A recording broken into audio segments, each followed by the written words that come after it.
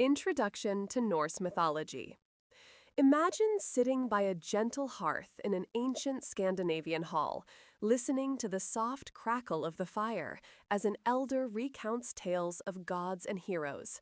Norse mythology is the rich tapestry of stories and beliefs from the Old Norse-speaking peoples, the Vikings and their ancestors.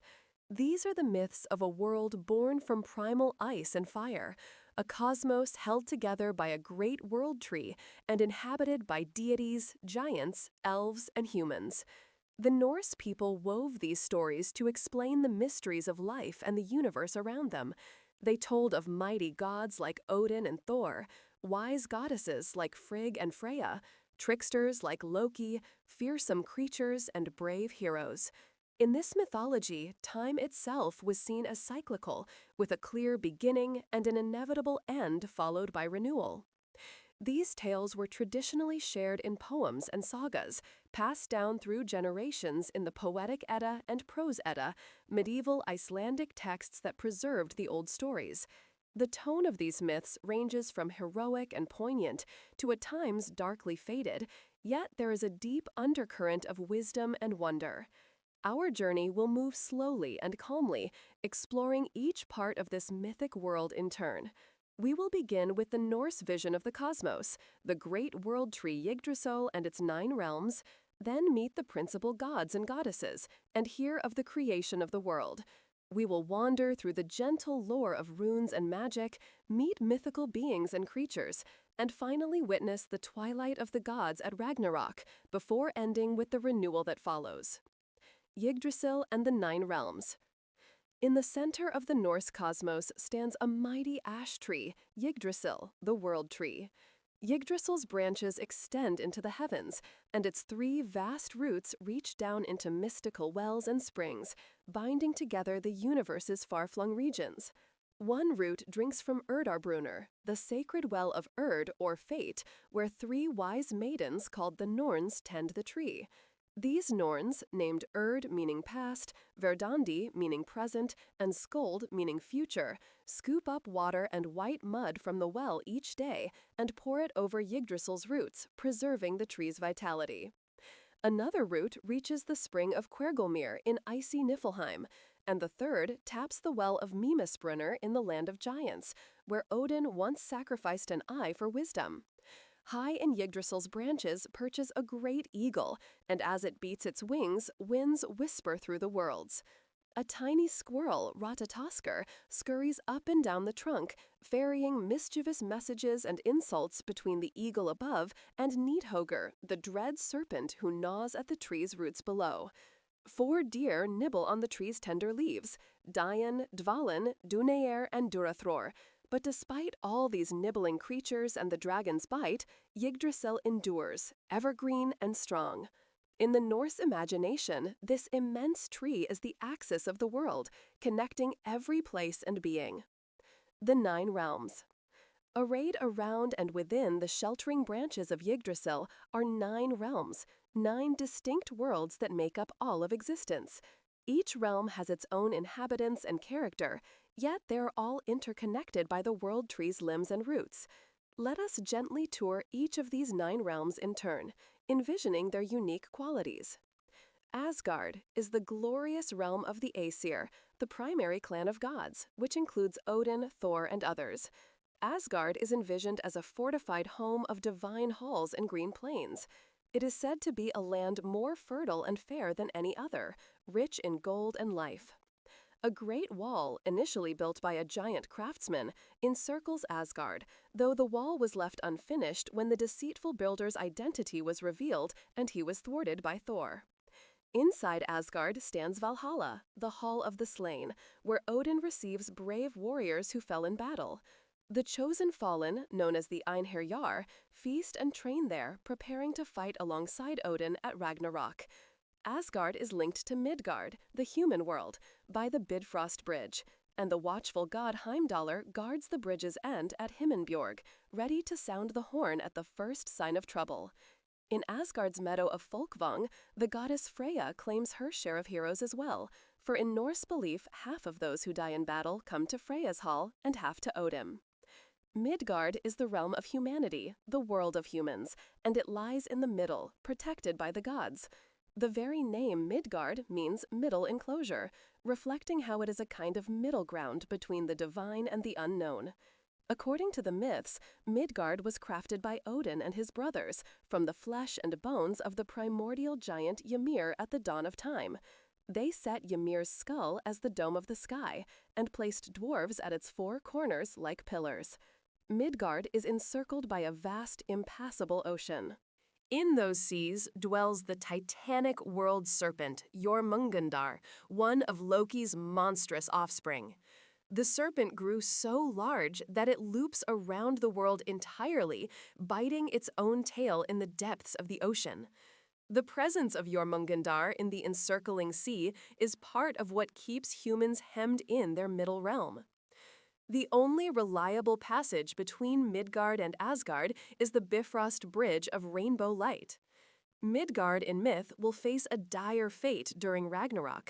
The great serpent will uncoil and rise from the sea, poisoning land and sky with its venom and causing the ocean to surge over the earth. In that final battle, Midgard will be laid waste and sink beneath the waves, only to rise again, renewed and green, when the cycle of creation begins anew. Jotunheim, also called Utgard, meaning outer yard, is the realm of the Jotnar, the race of giants and primordial beings often in conflict with the gods. This world is depicted as wild and untamed, a land of deep, dark forests, craggy mountains, and perpetual winter's chill. Snow never fully melts in Jotunheim's heights, and its terrain is formidable and rugged. It is in Jotunheim that many of the stories of Thor's adventures take place, as he ventures there to challenge giant foes. In one tale, Odin himself travels to Jotunheim and sacrifices one of his eyes at Mimir's well to gain unmatched wisdom. The great fortress of the giants is called Utgard, meaning beyond the fence, signifying that it lies outside the orderly world of the gods.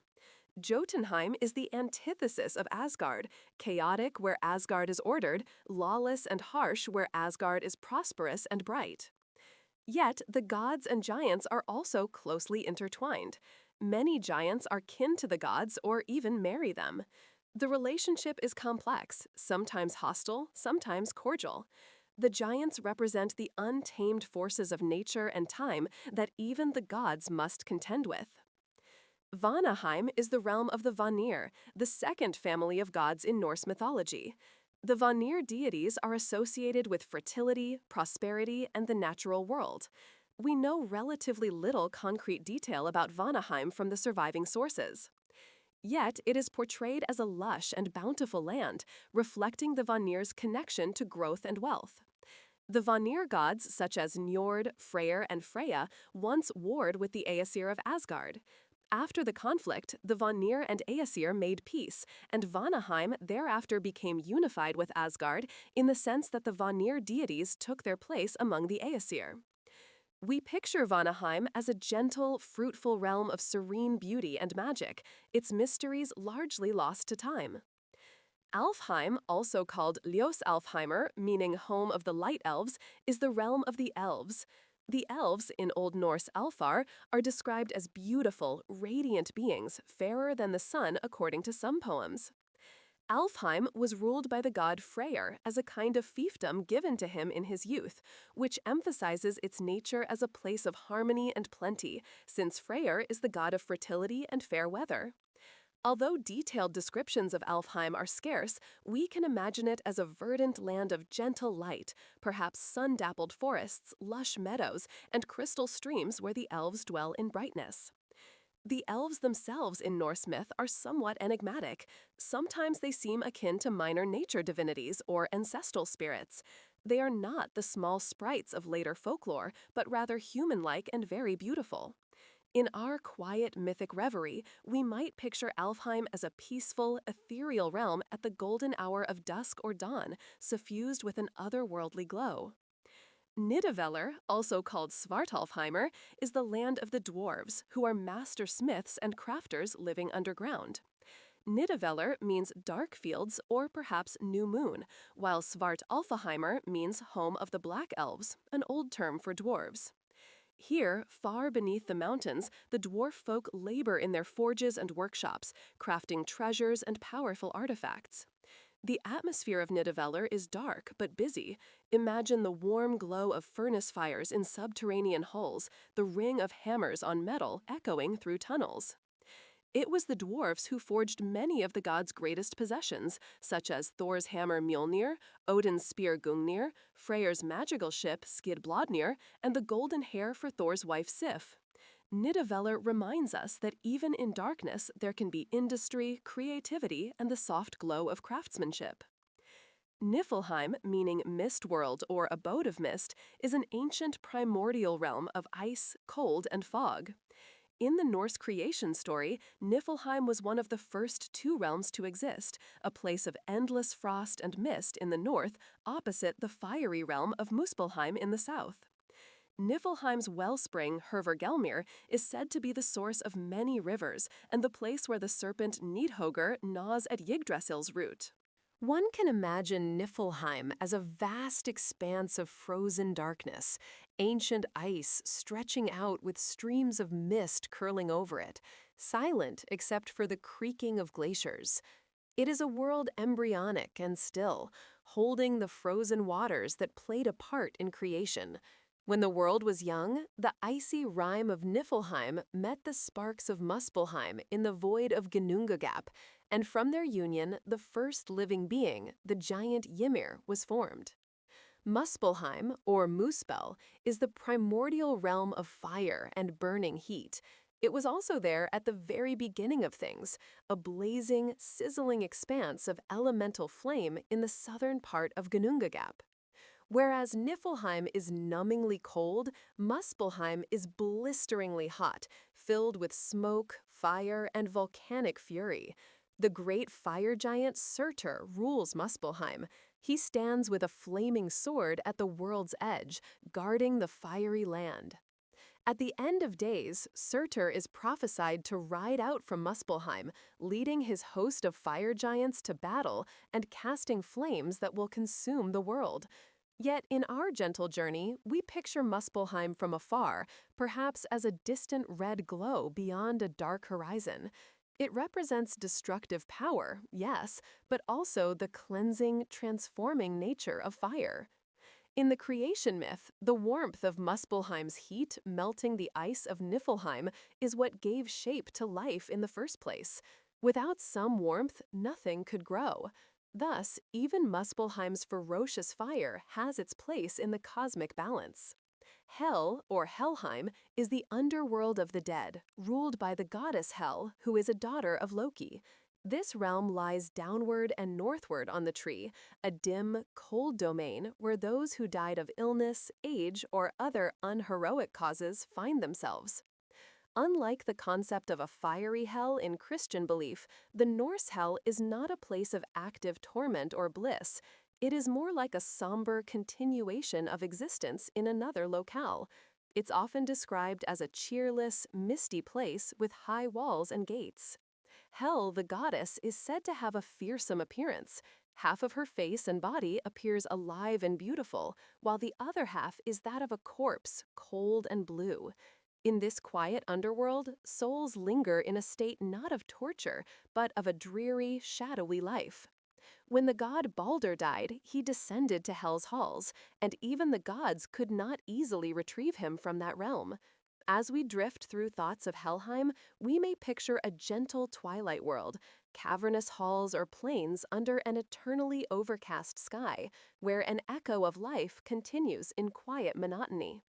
Importantly, Helheim is not an evil place in Norse thought. It simply is, a part of the natural cycle of life and death. And like all the other realms, Helheim too is connected to Yggdrasil. One of Yggdrasil's roots even extends toward this shadowy land, keeping the balance between life's bright heights and its dark depths. These are the 9 realms held in the great branches and roots of Yggdrasil. They compose the entire Norse cosmos. Realms of gods, humans, giants, elves, dwarves, fire, ice, and the dead. Visualize them gently as distinct yet interwoven, like 9 beads on an invisible string, or 9 habitats in a single great tree of life. In the Norse view, everything is connected, and the fates of each world are intertwined. A quiet harmony exists, most of the time, as Yggdrasil stands, watered daily by the Norns. Now that we have a sense of the cosmology, the stage on which the myths unfold, we can move on to meet the main beings who inhabit these worlds, the gods and goddesses and their kin. The Aesir and the Vanir, gods and goddesses of Norse myth. In Norse mythology, there are 2 tribes or families of gods, the Aesir and the Vanir. The Aesir, pronounced Aesir, are the principal gods dwelling in Asgard. They include figures like Odin, Thor, Frigg, Balder, Tyr, and others, gods associated with war, wisdom, the sky, and human society. The Vanir, pronounced Vanir, are a secondary group of gods closely tied to nature's fertility, prosperity, and magic. Key Vanir deities include Njord, the god of the sea and wealth, and his children Freyja and Freyr, twin deities of love and fertility. The Aesir-Vanir War. Long ago, according to the myths, the Aesir and Vanir were separate and even went to war, the first war in the world. The conflict began when the Aesir mistreated a powerful Vanir goddess, often thought to be Freyja in disguise, who visited them. The Aesir called her Goldvig, meaning gold drink or gold thirst, because she was associated with riches and perhaps accused of witchcraft. In their hall, they attacked her. They speared Goldvig and burned her in Odin's hall, not once, but 3 times. Yet each time she burned to ashes, she was reborn from the flames, alive again. The Aesir's fear and aggression toward this Vanir witch sparked a war between the 2 pantheons. The Vanir were enraged by the treatment of one of their own, and they took up arms against the Aesir. The Aesir, led by Odin, fought back, hurling his spear over the heads of the opposing host as a signal to commence battle. For a time, war raged and the world shook with the clash of divine powers. Ultimately, however, neither side could decisively triumph, and both tired of the costly conflict. The Aesir and Vanir decided to call a truce and live in peace. To seal this peace, they performed an ancient ritual. Both sides spat into a great vessel, mingling their saliva as a sign of truce. From this enchanted mixture of spittle, they created a being, a wise being named Kvasir, said to be the wisest of all creatures, as he was formed from the essence of the gods united. The 2 pantheons also exchanged hostages to ensure continued peace and understanding. The Vanir sent their 2 brightest to Asgard. Njord and his son Frey, and in some accounts Freyja as well, came to live among the Aesir. In return, the Aesir sent to Vanaheim a god named Heinir, who was tall, handsome, and seemed leader-like, and the wise being Mimir as a counselor. The Vanir initially made Heinir a chief, but they noticed he could do little without Mimir's advice. Realizing they might have gotten the poorer end of the bargain, the Vanir grew angry. In retaliation, they beheaded Mimir and sent his head back to Odin in Asgard. Odin, sorrowful but resourceful, took Mimir's head and embalmed it with herbs, using magic to preserve it. He then spoke charms over the head and mystically revived it so that Mimir's wisdom could still speak. From then on, Odin carried Mimir's talking head with him or kept it safe, consulting it for counsel, a grim but powerful token of knowledge. Despite this rocky exchange, the truce held. Njord, Frey, and Freyja became honored members of the Aesir's court in Asgard. The Vanir and Aesir from that time forward were considered essentially one people. This tale of the Aesir-Vanir War reflects perhaps an ancient memory of different tribes or cults merging. But within the mythic narrative, it establishes that even the gods had to learn to cooperate and value each other's strengths. After the war and union, the cosmos enjoyed a golden age of peace under the united guidance of all the gods. Now, in the tranquility of our storytelling, let us meet some of the most important Norse gods and goddesses individually. Think of it as being introduced to a family of venerable characters around a fire, each with their own distinct presence, yet all part of the same clan. Odin, the Allfather. Odin, also known as Allfather, is the chief of the Aesir gods and the ruler of Asgard. Envision him as an aged, mysterious wanderer with a long gray beard, a wide-brimmed hat pulled low over his brow, and a blue cloak rippling softly in the wind. He has only one eye, the other he sacrificed for a drink from Mimir's will of wisdom, trading physical sight for inner vision and knowledge. Odin is a god of profound wisdom, magic, and also of war and death. Vikings revered him as the patron of rulers, poets, and sorcerers alike. In one hand, he often carries his spear Gungnir, which never misses its mark. In his shoulders perch two ravens, Hugin and Munin, whose names mean thought and memory. Every day, these black birds fly across the world to gather news and secrets, then return at dusk to whisper all they have seen into Odin's ears. At his feet lounge two great wolves, Geri and Freki, loyal companions who also symbolize Odin's connection to the wild and to battle. Odin's thirst for understanding is unquenchable. In pursuit of knowledge, he undertook great ordeals. One famous story tells how Odin sought to master the runes, the magical letters that hold cosmic power. He hung himself from a bough of Yggdrasil, wounded by his own spear, and hung there for 9 days and nights, without food or drink, teetering on the edge of death as a sacrifice of himself to himself. On the verge of collapse, he at last perceived shapes in the darkness below. The secret runes accepted his sacrifice and revealed themselves, bringing him a rush of divine insight.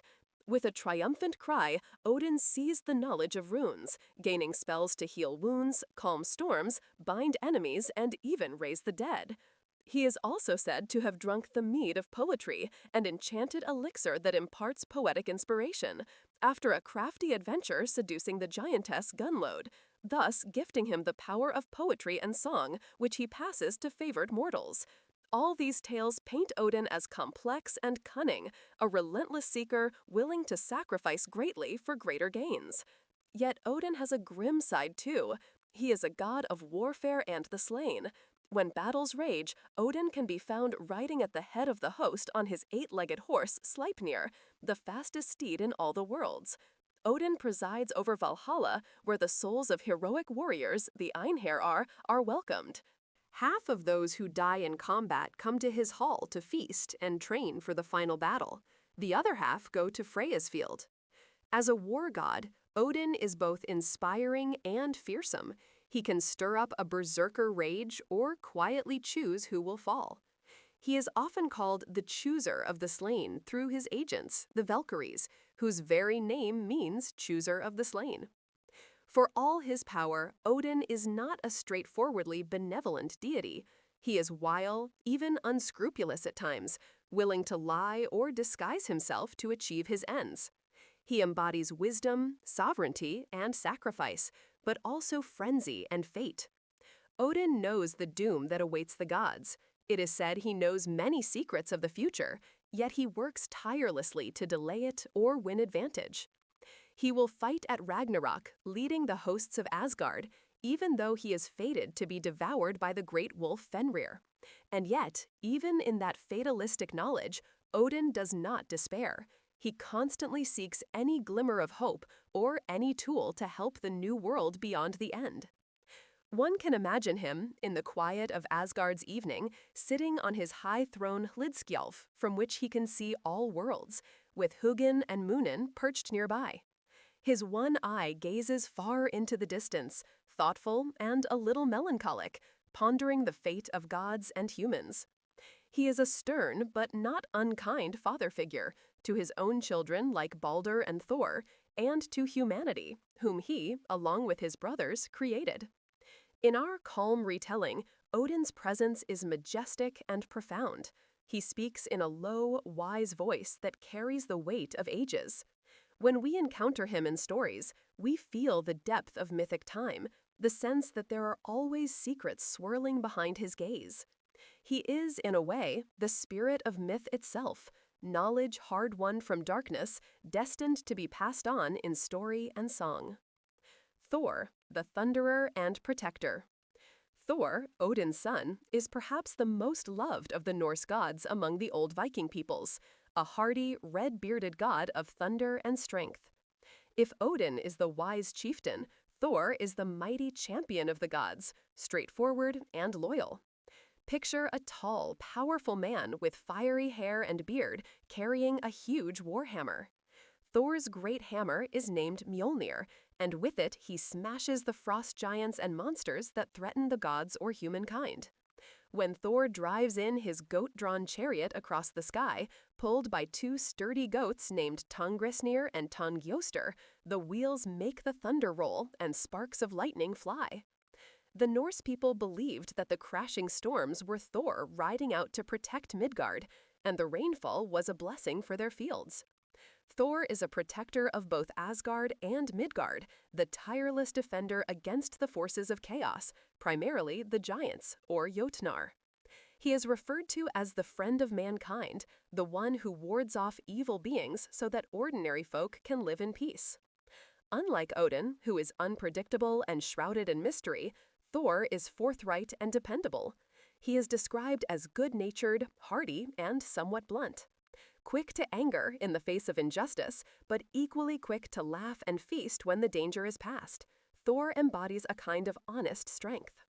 The Vikings saw him as more approachable than Odin, a god who valued courage and might, yet didn't usually involve himself in schemes or magic.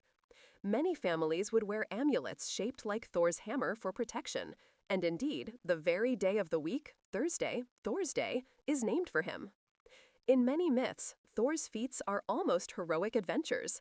One well-known story has Thor journey to the land of giants and stay as a guest of the giant Loki, who tests Thor with a series of curious challenges. Thor is asked to perform simple-sounding tasks that turn out to be impossibly difficult.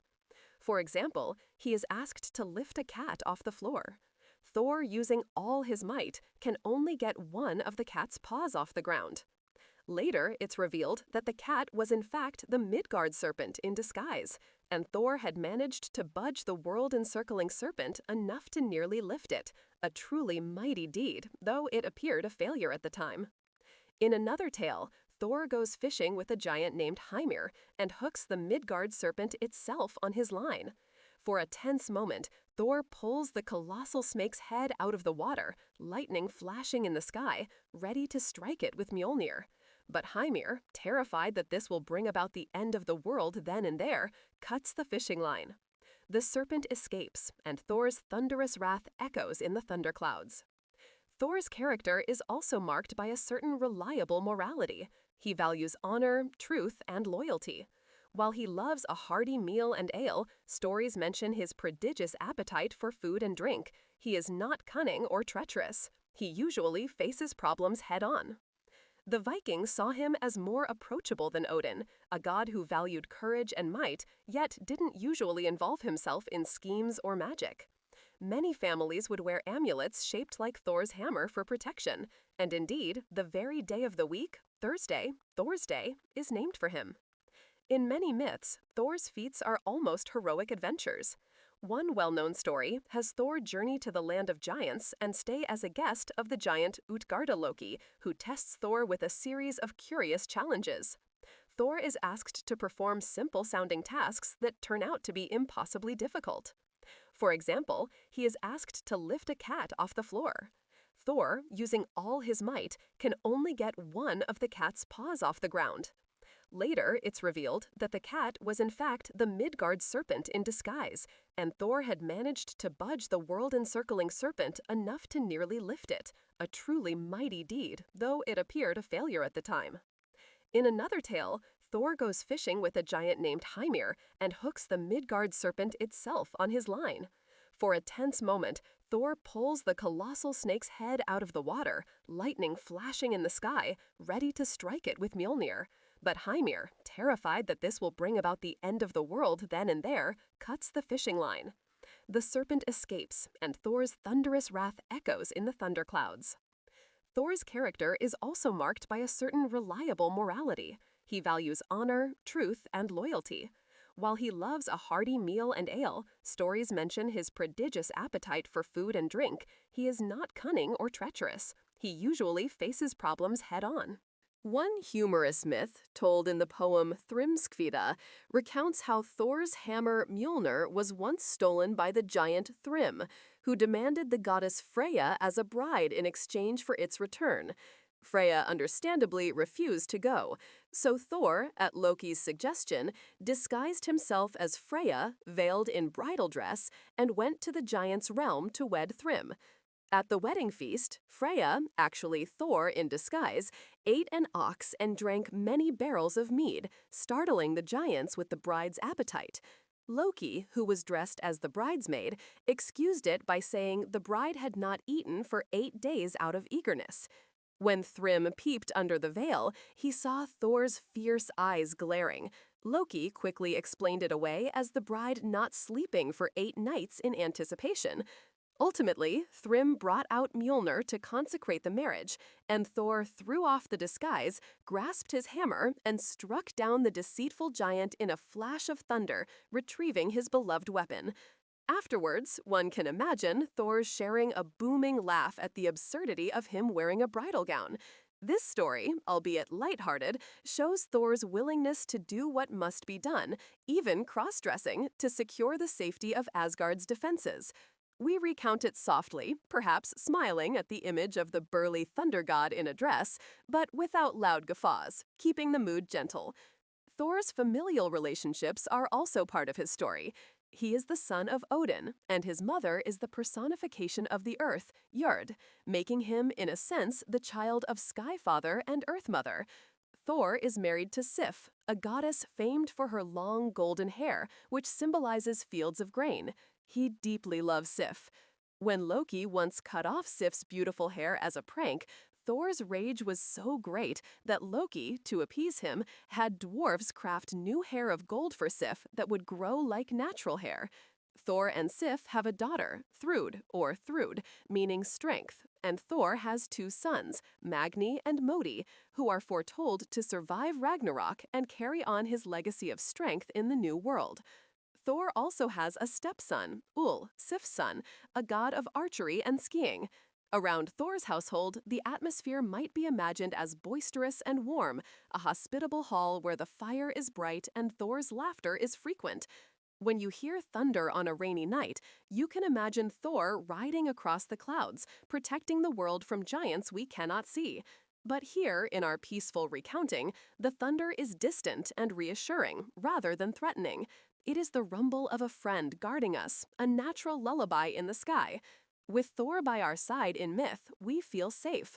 He is the divine protector, mighty but good-hearted, whose very presence was invoked by Norse people for safety and blessing. As we move on from Thor, remember him as the solid rock of courage and reliability in the Norse cosmos, a comforting figure to have watching over the night. Loki, the trickster and shapeshifter. Every good story needs a trickster, and in Norse mythology, that role is filled by Loki. Loki is a complex figure, part friend and part foe to the gods, a sly mischief maker whose cunning knows no bounds.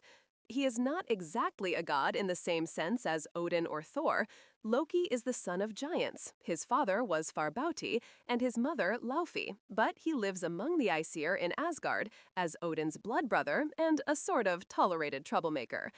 Envision Loki as a handsome young man with sharp features and a quick, sly smile. His eyes gleam with cleverness and often a hint of malice, though usually he hides it behind humor. Loki is a shapeshifter who can take on many forms at will. He's been known to turn into a salmon, a mare, a bird, or an elderly woman, whatever suits his purposes. Loki's personality is capricious. He is neither wholly good nor wholly evil. Rather, he is chaotic, doing whatever he pleases or whatever best serves his current agenda. At times, Loki helps the gods with his clever ideas, and at other times, he brings calamity upon them with his pranks and treachery, trusting that he will slip out of afterwards. Many stories in the Eddas involve Loki as a catalyst. For example, it was Loki who cut off Sif's golden hair, Thor's wife's hair, for mischief. But when Thor threatened him with violence, Loki scrambled to fix the situation, ultimately orchestrating the creation of not only new hair for Sif, but also several other wondrous items: Thor's hammer Mjolnir, Odin's spear Gungnir, and Freyr's ship Skidbladnir, all crafted by dwarven smiths. Loki, of course, nearly got his head taken off by an angry dwarf in the process, but he managed to slither out of that with just his lips sewn shut as punishment for lies. In this way, Loki's misadventures sometimes inadvertently benefit the gods, though it's rarely out of pure intent. Charming and full of wit, Loki often talked his way out of dire situations. The other gods begrudgingly appreciate his talents when he bails them out of predicaments, many of which, ironically, he caused in the first place. Yet there is a darker arc to Loki's story. Over time, his pranks escalate from harmless or humorous to truly baleful. Loki's greatest crime in the myths is his role in the death of Balder, the beloved son of Odin and Frigg. The tale goes that Balder, a shining god loved by all, began to have ominous dreams of his death. His mother, Frigg, desperate to protect him, went around and obtained an oath from everything in existence, every metal, stone, weapon, beast, disease, and so on, not to harm Balder. With Balder now apparently invulnerable, the gods made a game of it, playfully throwing weapons and objects at him and watching them bounce off harmlessly. However, Loki discovered that Frigg had overlooked one thing, the mistletoe plant. It was deemed too small and innocent to bother with, so no oath was taken from the mistletoe. Seizing this knowledge, Loki fashioned a dart or arrow from mistletoe. Then, taking on the disguise of an old woman, he visited Frigg and tricked her into revealing Balder's one vulnerability. One day, as the gods were again merrily tossing weapons at Balder, Loki sidled up to Balder's blind twin brother, Hoder, who was standing aside, unable to join the game because of his blindness. Loki, in disguise, offered to guide Hoder's hand and give him something to throw, the mistletoe dart. He convinced the blind god to launch this shaft at Balder. The mistletoe flew through the air and struck Balder, piercing him through. To the shock and horror of all, Balder fell down dead. The hall fell silent. The god of light and joy was gone in an instant due to Loki's treachery. This was no mere prank. It was an unforgivable act.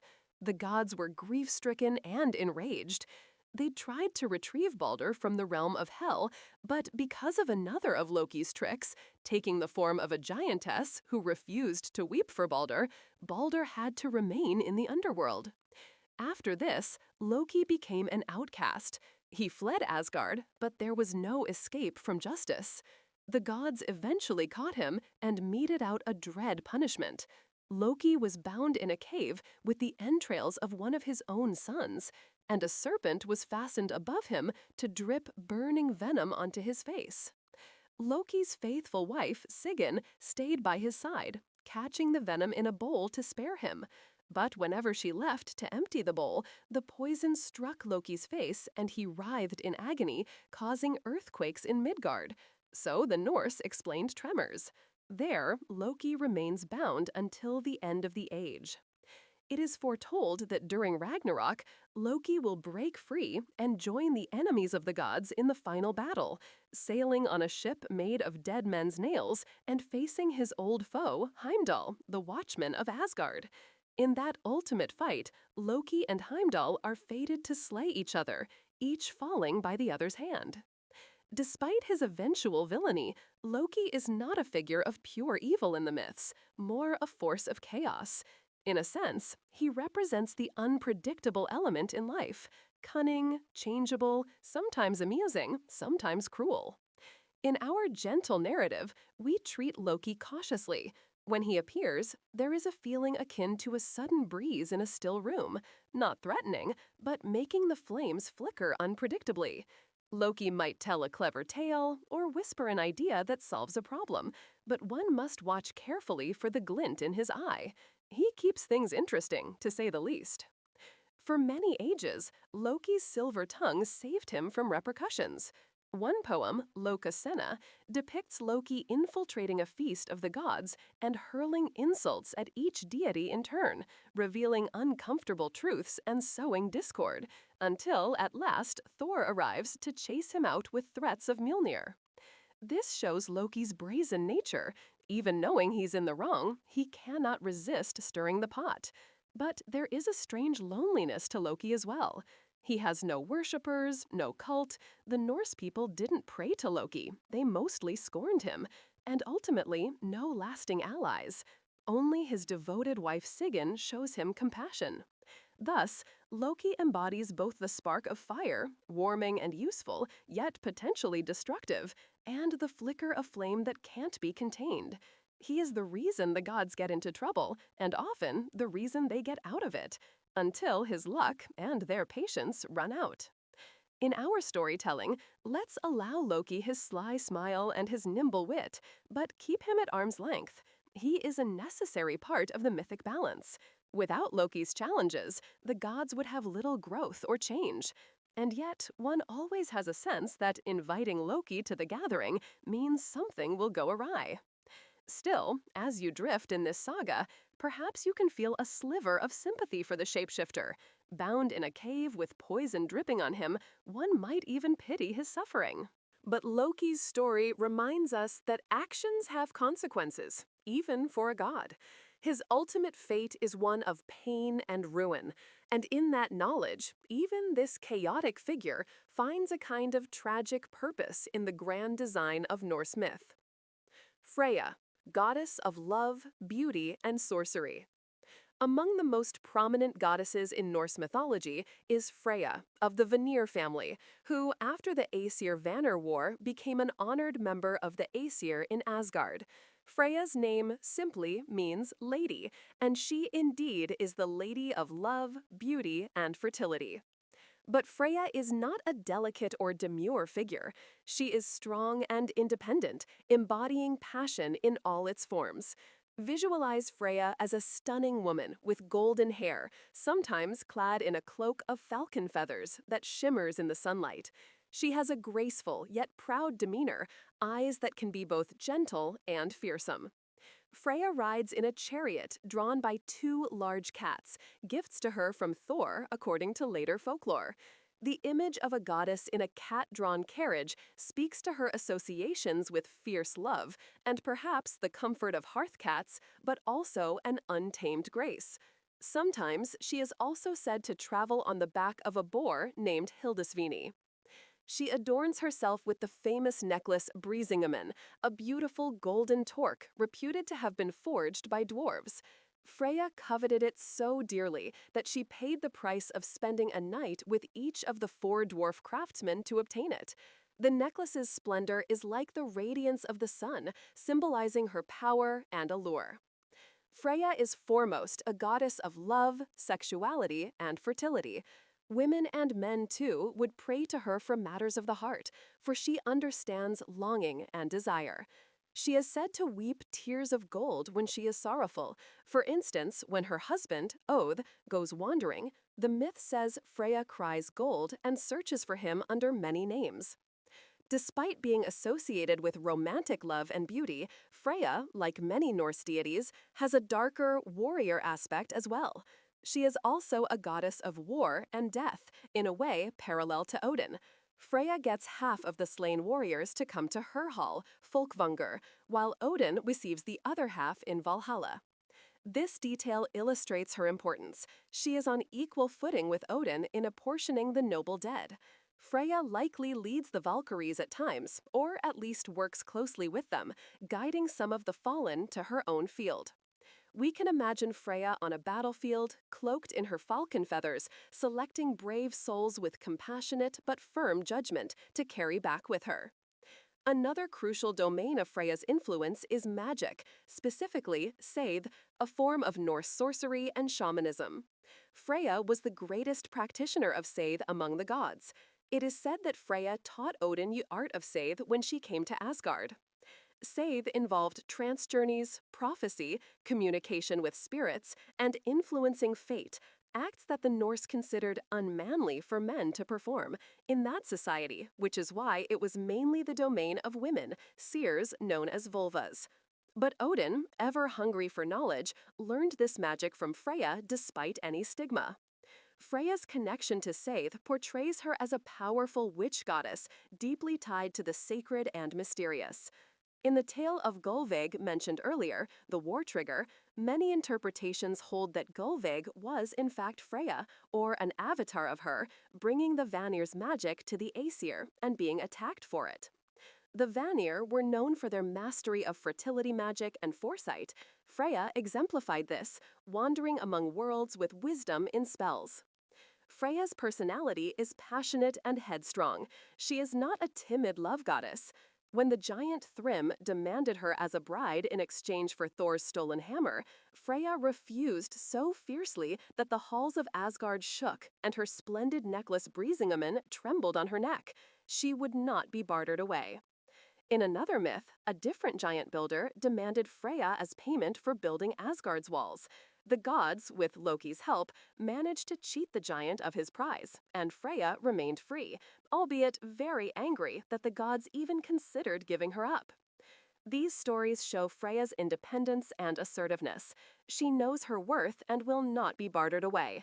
And yet, Freyja is also depicted as sensuous and sometimes longing for her absent husband, Od, or for beautiful objects like the Brisingamen necklace or certain enchanted jewels. This mix of deep emotion, strength, and vulnerability makes her one of the most relatable and richly drawn figures in Norse myth. In our quiet saga, Freyja might appear as a comforting yet empowering presence. By candlelight, one might invoke her name for blessings in love or family. A farmer might call on Freyja for fruitful fields and healthy children. And a sorceress or wise woman might seek Freyja's aid in visions and spellcraft. When Freyja's cats tread softly, we feel a nurturing warmth. But if provoked, Freyja's battle cry can echo like a sudden gale. Still, let's keep her in a benevolent light here. Perhaps envision her guiding the souls of noble women and men to a peaceful afterlife in her flowery meadows, or teaching the runes and songs to a young vulva by a fireside. After Ragnarök, interestingly, Freyja's fate is not explicitly told in surviving sources. Some scholars think she either perishes or, more interestingly, perhaps continues into the New World, given her Vanir origin representing the fertility that reemerges. In our serene contemplation, maybe we can think that some part of Freyja's essence, love and life, endures beyond the world's fall to ensure life blossoms again. Thus, Freyja is the divine feminine in full, lover, mother, witch, warrior. Her tears are gold and her laughter is bright. In times of war, she gets angry and rides with shield maidens. In times of peace, she plays songs that make birds and fawns gather round. To the Norse, she was a goddess who could comfort the broken-hearted, yet also embolden the fearful. We welcome Freyja's presence in our mythic journey as a reassuring touch of both love and might, reminding us that strength and beauty can walk hand in hand. Frigg, Queen of Asgard and Motherly Protector. Frigg, sometimes spelled Frigga, is the queen of the Aesir gods, Odin's foremost wife, and a goddess of motherhood, marriage, and foreknowledge. She resides in Asgard as the matriarch of the divine family, a dignified and gentle presence in the Hall of the Gods. Imagine Frigg as a stately woman with long flowing hair, some say as golden as grain, wearing a mantle of royal blue or cloud white. She carries keys at her belt, symbol of her household authority, and she spins flax on her distaff, or spindle, which is a cosmic symbol too. It's poetically said she spins the threads of destiny, much like the Norns do. Frigg's name is related to an old word for beloved, fitting for a goddess of love, in the sense of family love and devoted marriage. As Odin's wife, she is considered the queen of heaven in the Norse pantheon, ruling the Asgardian household and perhaps representing the leadership of noble women. Frigg was especially important to women, who prayed to her for help in childbirth, child-rearing, domestic harmony, and even for help in love, though erotic love was more Freyja's domain. She is seen as wise and patient. Frigg knows the fates of all beings, but she seldom speaks of them. This is an interesting attribute. She possesses prophetic sight, an ability to see what will happen, yet she does not reveal what she knows. perhaps because she cannot change it, and bearing the knowledge is burden enough. This trait comes poignantly into play in the story of her son Balder. Frigg and Odin's union produced some famous offspring, most notably Balder, the shining god of light and goodness, and Hod, Balder's blind brother. Some sources also list Hermod and others as sons of Odin and Frigg.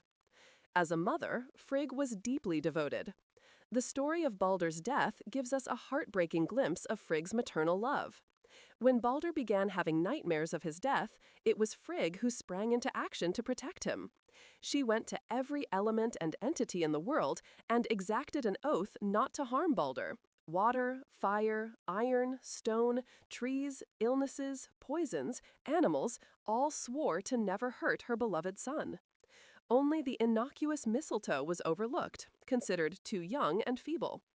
After Balder was slain by the mistletoe trick, Loki's doing, Frigg was devastated. However, she did not sink into despair without attempting remedy.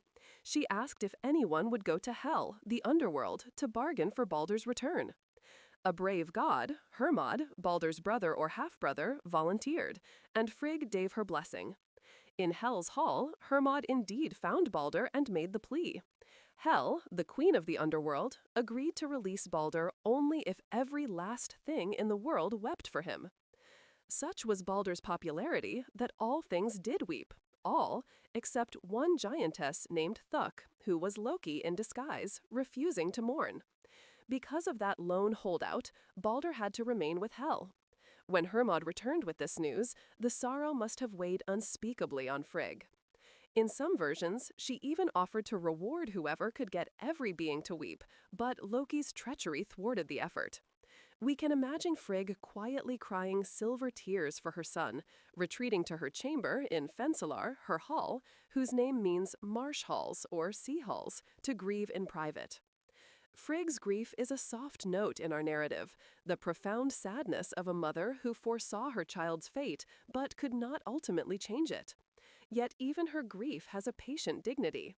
The Norse respected Frigg as a protector of family and a source of practical wisdom. It was said that Frigg and Odin enjoyed sitting together on Hlidskjalf, Odin's high seat, to look out over the worlds. They shared counsel, though one amusing myth does show a bit of domestic rivalry. In the Volsunga saga, there's a story where Odin and Frigg have a disagreement over which of two earthly heroes is superior. Frigg cunningly sends her handmaidens to sabotage Odin's favorite hero in a horse race, proving her own point. This hints that Frigg, while wise and motherly, could also be sly when needed, but always in the interest of fairness or protection. In the heavens, the constellation Orion's belt was called Frigg's distaff by the Norse, symbolizing that the stars were part of her spinning wheel. When we gaze at a starry sky in our mind's eye, we might fancy that Frigg is spinning cloud threads and star threads on her wheel, quietly ensuring the order of the cosmos continues. In our peaceful narrative, Frigg's presence is comforting and safe. She is that feeling of being gently cared for, like a soft blanket on a cold night or a kind word when one is anxious. However, as Balder's story shows, even Frigg cannot shield her loved ones from all harm, teaching a poignant lesson about fate. The Norse did not have as many surviving myths about Frigg as about some other figures, possibly due to the Christianization that may have obscured some Frigg-centric tales. But we can surmise that as Odin's wife, she shares in the rule of Asgard and has a deep authority of her own. Friday in English is named after her or Freyja. Scholars debate which, as both goddesses are associated with love. In any case, Frigg stands for the bonds of marriage and family love that hold society together. In our gentle exploration, we honor her as the steady, loving hand behind the scenes, the goddess who will listen to your worries and offer a soothing touch on your brow. When the gods prepared for Ragnarök, one can only imagine Frigg's silent sorrow knowing what was to come, especially that Odin, her beloved husband, was fated to fall to Fenrir's jaws, and that many of her family would perish. The myths don't detail Frigg's own fate at Ragnarök, but perhaps it was to endure that loss and help guide any survivors afterward. In some later folklore, she evolves into the image of a fairy-like weaving woman in the sky, or merges with the figure of the Virgin Mary in disguise, highlighting her caring nature. As we leave Frigg, we may think of a calm, starry sky with Orion's belt shining as Frigg's spindle. We feel gratitude for the protective love she represents, that even in a mythos so full of war and doom, there was this feminine power ensuring that home, hearth, and kinship were safeguarded as long as possible. Balder, the Shining One, beloved and doomed. Balder, or Bald in Old Norse, is often described as the most beautiful and noble of the gods, a radiant figure of goodness, mercy, and light. He is the son of Odin and Frigg, and his story is one of the most poignant in Norse mythology. To imagine Balder, think of a shining presence, as gentle as the spring sun. He was kind, wise, and loved by all who knew him. Gods, humans, even many of the usually hostile giants held Balder in esteem for his fairness and pure heart. It is said that nothing unclean could be in Balder's presence and not become clean. He was so virtuous. Balder's dwelling in Asgard is called Breidablik, meaning broad gleam, and it's said that nothing impure or evil can reside within those halls. He is married to Nanna, a gentle goddess, and they have a son named Forseti, who becomes the god of justice and arbitration, known for settling disputes peaceably. Balder's life in Asgard was like a golden time. He brought joy and music, fairness and eloquence. Many imagined him almost as a Christ-like figure. Indeed, some later Christian writers saw Balder as a prefiguration of Christ due to his goodness and resurrection after Ragnarök. However, Balder's myth is most remembered for his tragic death. As we recounted in Frigg's section, Balder began to have troubling dreams of his own demise. This weighed heavily on him and on the gods. In those times, dreams were taken as portents, and these were dark indeed. Frigg extracted oaths from all things not to harm Balder, making him seemingly invincible. After this, the gods, in their relief, made a game of Balder's newfound invincibility. They would throw spears, rocks, or shoot arrows at him for sport, and indeed, everything bounced off harmlessly. Balder, shining in the center of this play, became almost a symbol of how the gods could overcome fate itself. But alas, fate is crafty. Loki's malicious intervention with the mistletoe missile turned a scene of merriment into one of horror. The suddenness of Balder's death in the myth is striking. One moment laughter, the next moment a gasp, Balder, pallid and lifeless, pierced by a tiny dart. It was as if the sun had been eclipsed abruptly. The gods could hardly comprehend what had happened. Balder was so beloved that all realms mourned. We can imagine the air itself growing still, the birds quieting, the leaves drooping in sorrow. Frigg's pleas to save her son led to the attempt to ransom Balder from hell, which ultimately failed due to Loki's interference. Balder's funeral was grand and heartrending. The gods laid his body on his own great ship, Hringhorni, to make a funeral pyre. But the ship, laden with treasures and the corpse, would not launch. They had to call upon a mighty giantess, Hyrrokin, who came riding a wolf and pushed the ship with such force that flames sparked. On that ship, they set Balder's body. His wife Nanna, overcome with grief, died of heartbreak and was placed beside him on the pyre, joining him in death. Thor hallowed the pyre with his hammer. As the ship was set aflame and drifted out to sea, it is said that the flames burned so high it was as if heaven and earth were ablaze. This imagery is haunting, yet oddly beautiful, a Viking funeral for the purest of gods, the fire reflecting off the sea and sky. Balder and Nanna departed to the underworld together. In Hel's realm, it's told that Balder was given a seat of honor. Even the Queen of Hel, who is Loki's daughter, treated Balder with respect and allowed him a dignified place. The whole episode of Balder's death marks the beginning of the end. It's the first in a series of events leading to Ragnarök. It was said that as long as Balder lived, Ragnarök would not occur. His death set fate on an irreversible course. Thus, the gods knew a shadow had fallen on their future. And yet, Balder represents hope of renewal as well. Norse prophecies say that after Ragnarok's destruction, a new world will rise from the sea, and Balder will come back from the underworld to rule it alongside a few other surviving gods. In the poem Voluspa, after the fire and flood of Ragnarök, the Volva, or Cirrus, foretells that Balder and Höder will return and be reconciled, presiding over a peaceful new golden age. This is a striking outcome.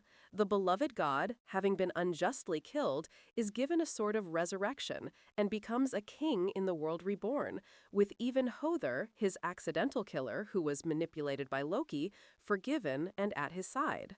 Baldur's return is the ultimate symbol of light renewed after darkness, akin to the sun rising after the long polar night.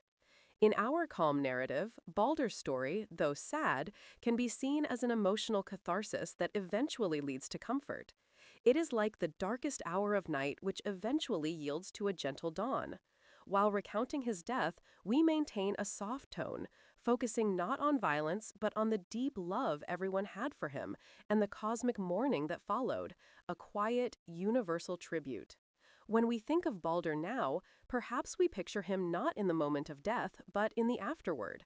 The souls in hell's dim halls weeping to see this kindly presence among them, or Baldur stepping out of darkness into a new bright world after Ragnarök, bringing joy with him once more. Baldur's name might come from a word meaning brave or bright. To the Norse, he was both bright and brave, facing even death with grace. We may lull ourselves imagining Baldur and Nanna reunited in the green fields of the renewed earth, walking hand in hand beneath a gentle sun that Baldur's spirit animates. In that peaceful future, all that was wrong has been righted, and Baldur's smile can once again warm all hearts. For now, within the confines of the mythic timeline, we leave Baldur sleeping in the halls of hell, untouched by pain, waiting for that glorious morn when he will awaken and everything will be all right again. Tyr, one-handed champion of law and heroism. Tyr, pronounced like Tyr, is the god of honorable war, law, and sacrifice.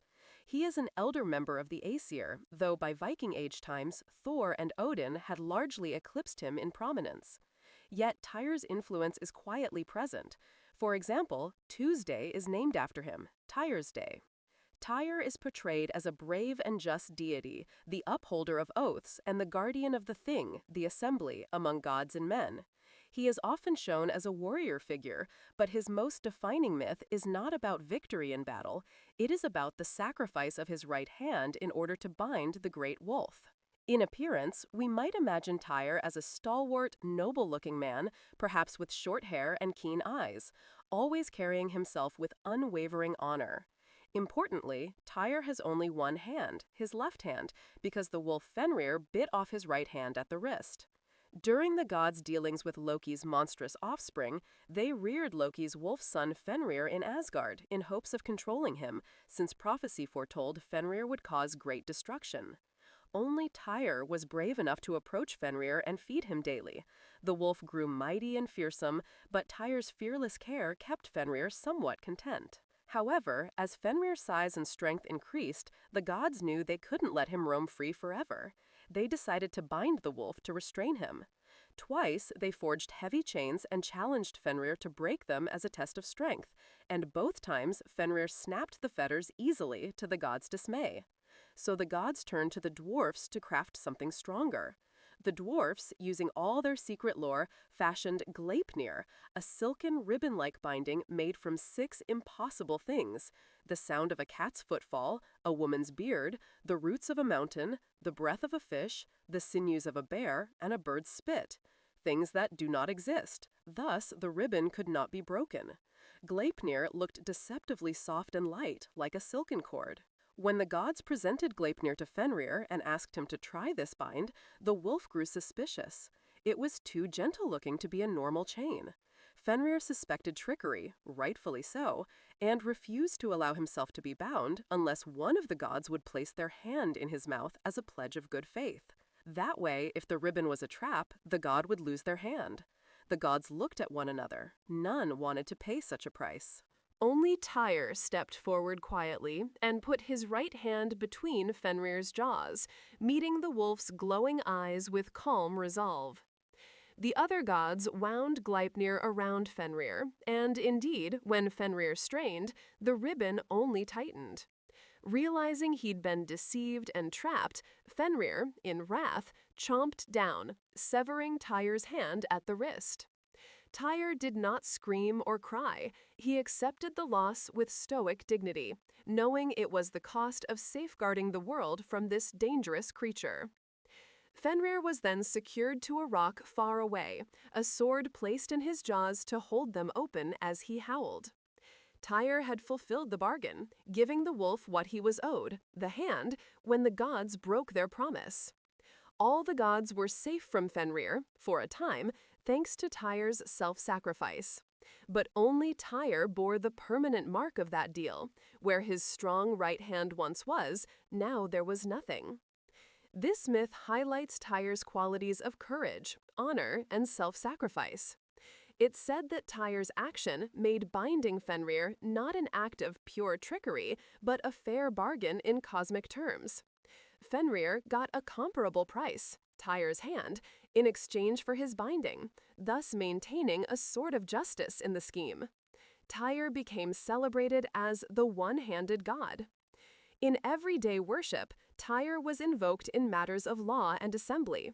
When disputes were settled or oaths sworn, Tyr's spirit of righteousness was called upon.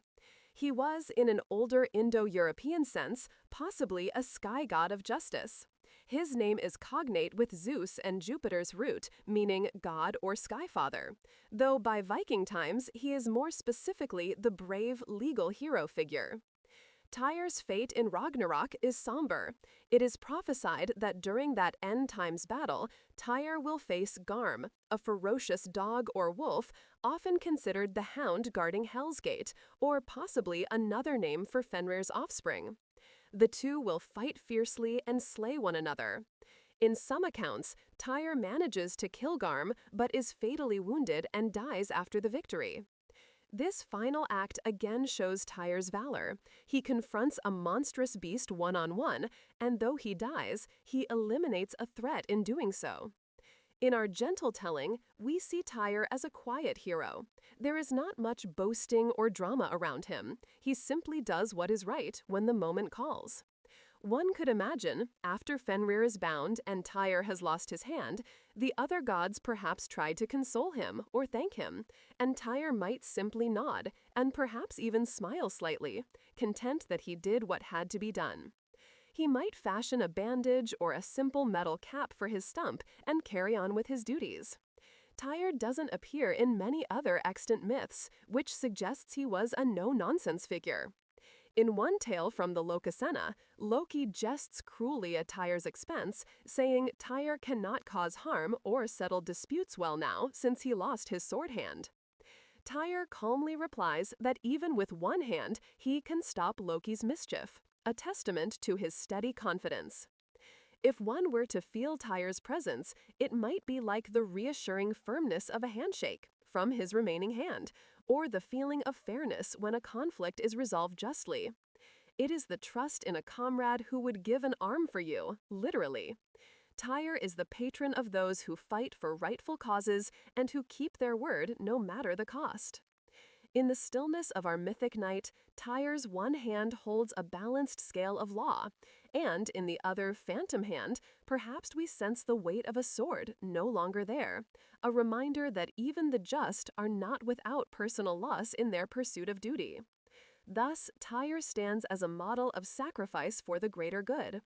His actions whisper that sometimes we must give up something precious, like comfort or a part of ourselves, to ensure the safety and justice of the world around us. Yet Tyr did so willingly, without complaint. When we imagine Tyr guiding us, it might be as a kind of guardian who says, "Do what is right, even if it hurts, and take pride in the honor of it."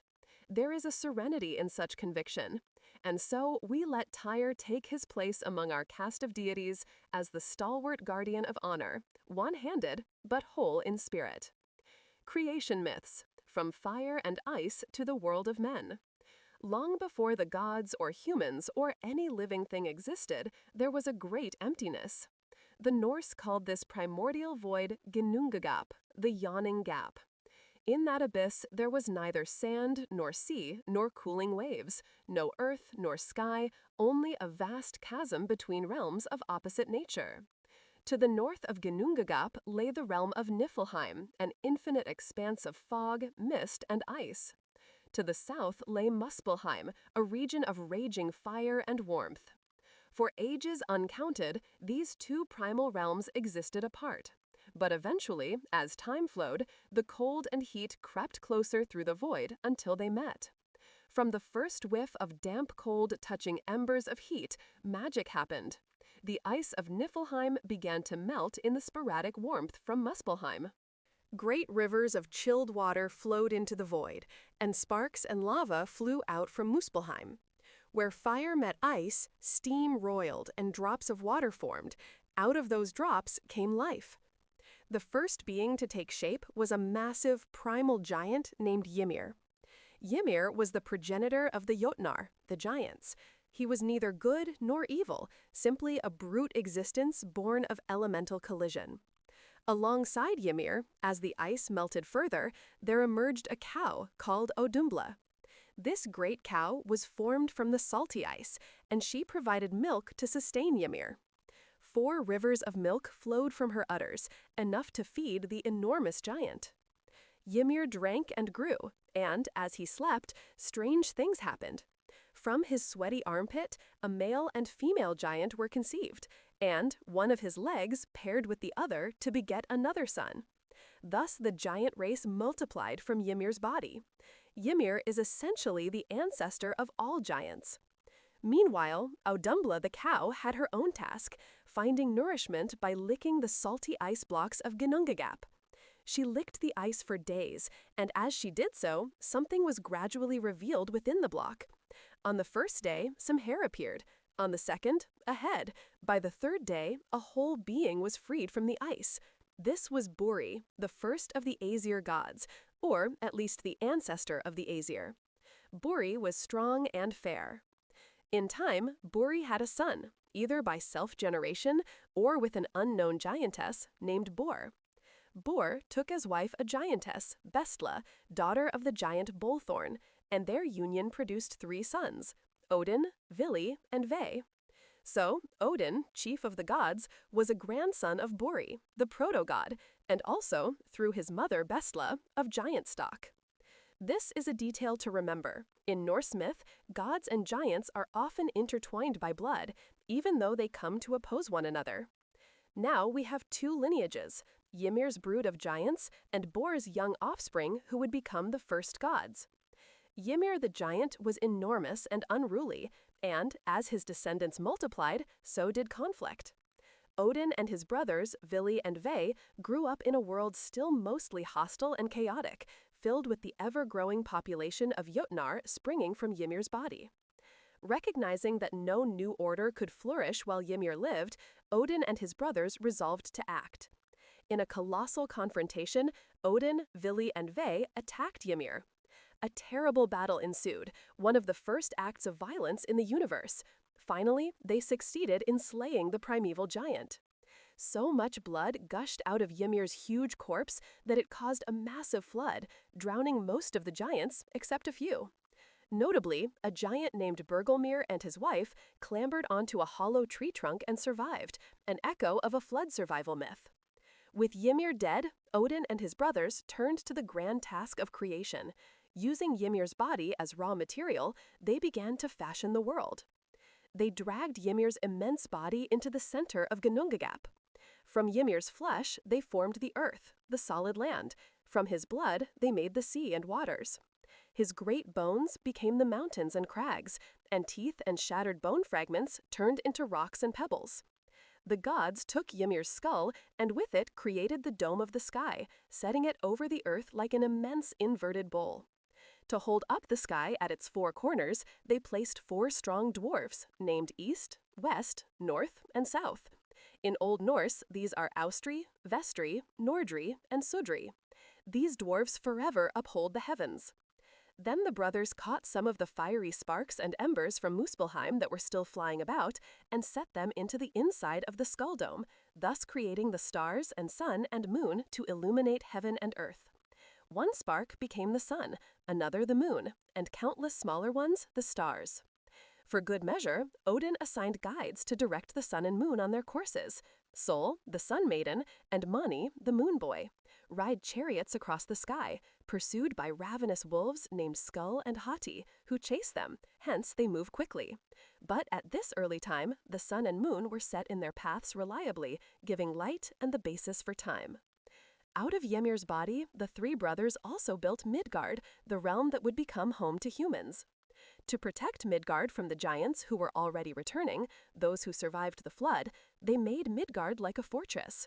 They took Ymir's eyebrows and created a great wall or rampart around the central land. This was the enclosure of Midgard, which literally means middle enclosure. Outside this, in the outer lands, the giants, or Jotnar, would dwell, in a place that would be called Jotunheim. The brothers then populated the world with various creatures. The dwarves had already sprung up in a sense. It said that many little maggot-like creatures had bred in Ymir's dead flesh, and the gods gave them consciousness and shape, making them dwarves, clever subterranean smiths.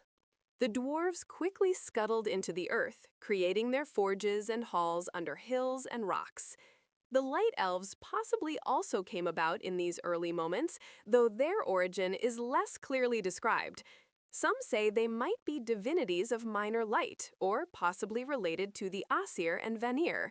But at some point, the world got filled with animals, birds, fishes too, either through Ymir's remains or simply Odin's creative will. Finally comes the origin of humankind. After the world was mostly formed, Odin and his brothers were walking along the newly made seashore of Midgard. There, on the sand, they found 2 logs of wood washed up by the waves, one from an ash tree and one from an elm. In another version, the types are unspecified. The wood had potential to them. Odin paused and, with a thought, decided to make something new. Odin, Vili, and Ve shaped the 2 logs into the form of a man and a woman. They crafted them carefully, turning driftwood into flesh, sculpting limbs, a head, and so on. Now they had 2 human-shaped but still lifeless figures. Odin then breathed life into them. He gave them the spirit or breath, ond in Old Norse. Vili contributed intelligence and movement, mind and will, and Ve gave them forms, speech, hearing, and sight, the senses. In some accounts, different gifts are enumerated. One gives life, another consciousness, the third appearance, and the ability to speak and feel. With these divine gifts, the 2 forms stirred and became truly alive, the first humans. The man was named Ask, meaning ash, since he was from an ash tree, and the woman Embla, possibly meaning elm or vine. Her exact etymology is debated. Ask and Embla gazed upon the world with wonder, alive and endowed with thought and soul by the gods. Odin and his brothers set Ask and Embla to dwell in Midgard, that pleasant realm they had made safely behind its protective wall. These 2 became the ancestors of all human beings. Unlike the violent birth of giants or the crafted birth of dwarves, the creation of humans was gentle, driftwood turned to people by divine breath and blessings. One might see it as a tender moment, the gods bending over the inert wood figures as the waves quietly lap nearby, Odin's breath like a soft breeze giving the spark of life, and the 2 wooden beings suddenly blinking in the sunlight and taking their first breath. It is a peaceful emergence. And so humankind enters the Norse cosmos, children of the tree, which is poetically fitting given the importance of Yggdrasil, the world tree. With the world now populated by various beings, gods in Asgard, humans in Midgard, giants in Jotunheim, dwarves under the mountains, elves, presumably in Alfheim, the cosmic structure was complete. The sun and moon rode on predictable paths, day and night began to alternate. The Norse personified day as the son of night, and night as a giantess, but those are smaller myths of how time is kept. The gods built their own magnificent dwellings in Asgard, including Odin's great hall Valhalla, Fenrir of Frigg, Thrudheim of Thor, and so forth. They also set up the Bifrost Bridge, the rainbow, as a link between Asgard and Midgard. Things were in their proper places. This cosmogony might sound dramatic in parts. Indeed, the carving up of Ymir is epic. But interestingly, in our quiet telling, we can view it almost as the natural order of things. Ymir's death becomes a necessary transformation, not a savage murder. The elements of his body turning into landscapes is almost poetic. The giant's blood flowing into the seas, his breath possibly becoming the winds. Some sources say his brains were tossed up to become clouds. A bit gory, but an image of fluffy clouds as a giant's brains is oddly whimsical. The violence of it fades when one considers that through his sacrifice, involuntary though it was, the world as we know it came to be. In that sense, Ymir is like a primordial sacrifice, akin to other myths where a cosmic being's body forms the world. Now the world was ready for the present age, which the Norse saw themselves living in, a time when gods and humans coexist, though separately, and many adventures and interactions would ensue between gods, humans, giants, and others. It was a golden age in some respects, but as we know from Baldur's story, shadow loomed eventually. Before we move to the stories of the gods in this current age, let's linger a moment on the imagery of this young cosmos. See the land fresh and new, green things sprouting where before there was only Ymir's stark flesh. Feel the breeze, Odin's breath perhaps, still gently circulating. Hear the first bird songs. See Ask and Embla exploring a sunlit grove as the first man and woman. High above, the sky curtain, made from Ymir's skull, vaults overhead, with points of starry light twinkling even as the bright sun Sol traverses westward. The great tree Yggdrasil has now taken root to uphold the 9 realms. With the world now populated by various beings, gods in Asgard, humans in Midgard, giants in Jotunheim, dwarves under the mountains, elves presumably in Alfheim, the cosmic structure was complete. The sun and moon rode on predictable paths, day and night began to alternate. The Norse personified day as the son of night, and night as a giantess, but those are smaller myths of how time is kept. The gods built their own magnificent dwellings in Asgard, including Odin's great hall Valhalla, Fenrir of Frigg, Thrudheim of Thor, and so forth. They also set up the Bifrost Bridge, the rainbow, as a link between Asgard and Midgard. Things were in their proper places. This cosmogony might sound dramatic in parts. Indeed, the carving up of Ymir is epic. But interestingly, in our quiet telling, we can view it almost as the natural order of things. Ymir's death becomes a necessary transformation, not a savage murder. The elements of his body turning into landscapes is almost poetic. The giant's blood flowing into the seas, his breath possibly becoming the winds. Some sources say his brains were tossed up to become clouds. A bit gory, but an image of fluffy clouds as a giant's brains is oddly whimsical. The violence of it fades when one considers that through his sacrifice, involuntary though it was, the world as we know it came to be. In that sense, Ymir is like a primordial sacrifice, akin to other myths where a cosmic being's body forms the world.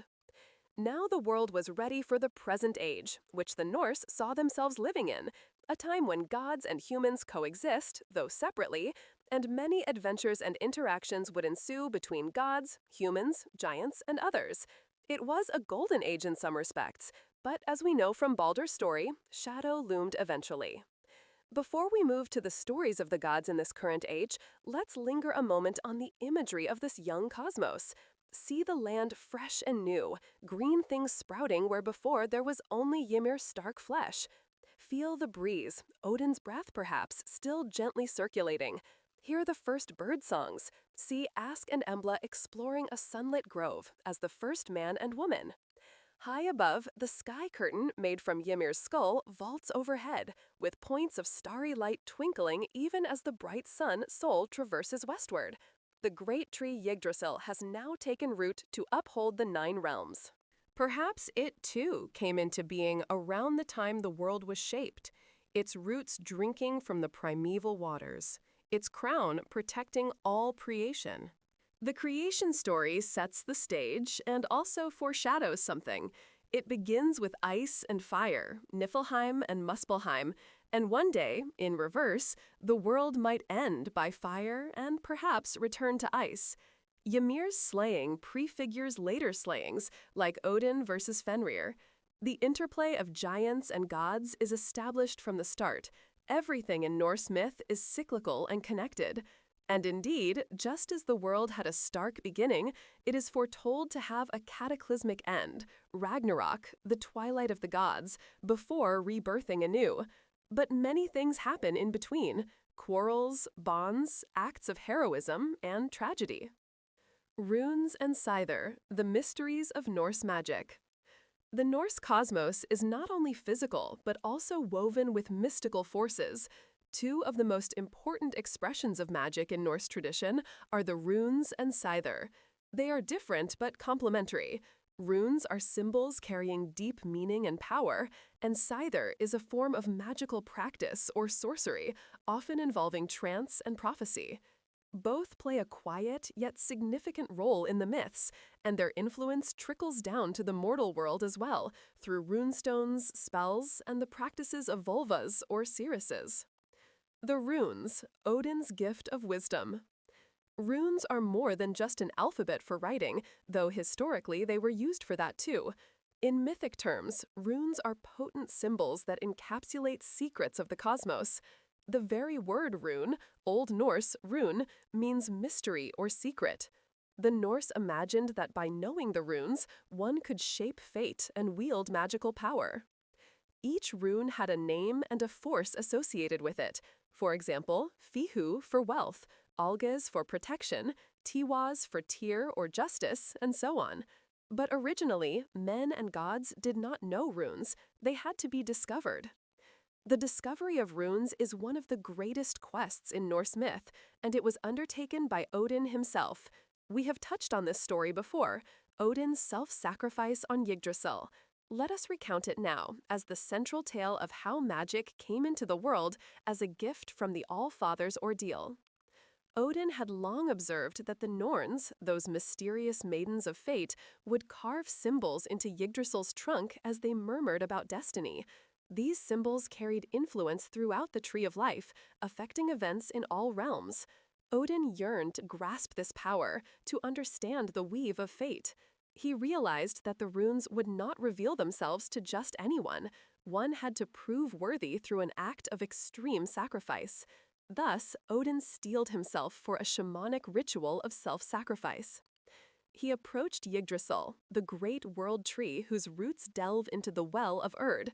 He declared that he would offer himself to himself, since there was no one higher to offer to, seeking wisdom. Odin hung a noose around his neck and pierced himself with his spear, the spear Gungnir, to invoke both death and pain. He had previously said of sacrifices, "I know that I hung on a windy tree 9 long nights, wounded with a spear, given to Odin, myself to myself," as a later poem relates. With that, Odin hanged himself from a high branch of Yggdrasil. He forbade any of the other gods from helping him. No water, no food, no solace. For 9 days and 9 nights, Odin hung there, swinging in the chill wind, staring down into the dark waters below where the runes lay hidden, and teetering between life and death. The cosmos watched in silence. Even the Norns, one imagines, paused their work as this great being made such a sacrifice. As the 9th night drew to a close, Odin's endurance paid off. At the very end of his strength, when he was almost ready to slip into the abyss, the runes at last revealed themselves to him, glowing with meaningful shape in the depths below. In that flash of comprehension, Odin understood them, not just their shapes, but their secrets and how to use them. The knowledge rushed into him, filling the void of pain with enlightenment. With a triumphant effort, Odin roared. Legend says he let out a victorious shout, and he fell from the tree, breaking free of the noose. In some depictions, he actually dies and is reborn in that moment with the runes. In others, he simply collapses and is later revived. Either way, Odin emerges from this ordeal empowered. He had won the runes, a gift snatched from the jaws of death. From that point on, Odin became the master of rune magic. He could heal wounds with runes, bind enemies, quell fires, speak with the dead, calm the seas, inspire warriors or lovers, all through chanting and carving the runes appropriately. He taught some knowledge of the runes to the other gods, and even to select humans, like certain favored heroes or seeresses. It was said that carving certain runes on a horn would ensure no poison could harm the drinker, or carving another on a newborn would guard it from peril, and so on. In the mythic mindset, each rune is like a cosmic principle. For example, one of the first runes might be Uruz, symbolizing strength, like the wild aurochs. Another, Thurasas, meaning giant or thorn, powerful but dangerous. Anzu, a god, or Odin's breath, associated with communication or ecstasy. Rido, a ride or journey, and so forth through the runic alphabet, the Futhark. Each had layers of meaning, literal, metaphorical, spiritual. Thus, the coming of runes is akin to the coming of wisdom and language to the cosmos. Before that, perhaps everything was more chaotic and instinctual. With runes, knowledge can be preserved and spells can be cast. Importantly, runes are not the only way magic works in Norse myth, but they are a core method, especially for Odin and those who emulate him, like mortal rune masters and poets. We can imagine a quiet scene in Asgard after Odin's ordeal. Odin sits in his high seat, carving runes into a piece of wood or stone, the shapes glowing subtly as he whispers their names. Perhaps young gods like his son Balder or others watch curiously as he explains what each one means. Odin might draw Lagus, the water rune, and a small wave forms in his drinking horn. Or Canas, fire or beacon, and a little flame dances above it. The knowledge of runes also gave Odin the ability to craft magical songs. Indeed, the Norse word for spell was galdr, which literally means song. Odin was seen as the greatest singer of spells, and some of his charms are listed in the Havamal, a poem of his wisdom. For us, lulled by the story, runes symbolize that even in a world of warriors, the power of knowledge and writing is paramount. Odin won battles not just with weapons, but with wits and words. It's a message that cunning and wisdom can overcome brute force. After all, Ymir was mightier than Odin physically, but Odin's cunning, with his brothers, overcame Ymir. And later, knowledge, runes, would overcome many obstacles. Satyr, the magic of fate and foreseeing. While runes are often associated with Odin and a masculine, intentional kind of magic, carving and chanting, satyr represents another branch of Norse magic, one that was seen as more mystical, trance-like, and often practiced by women, though Odin learned it too.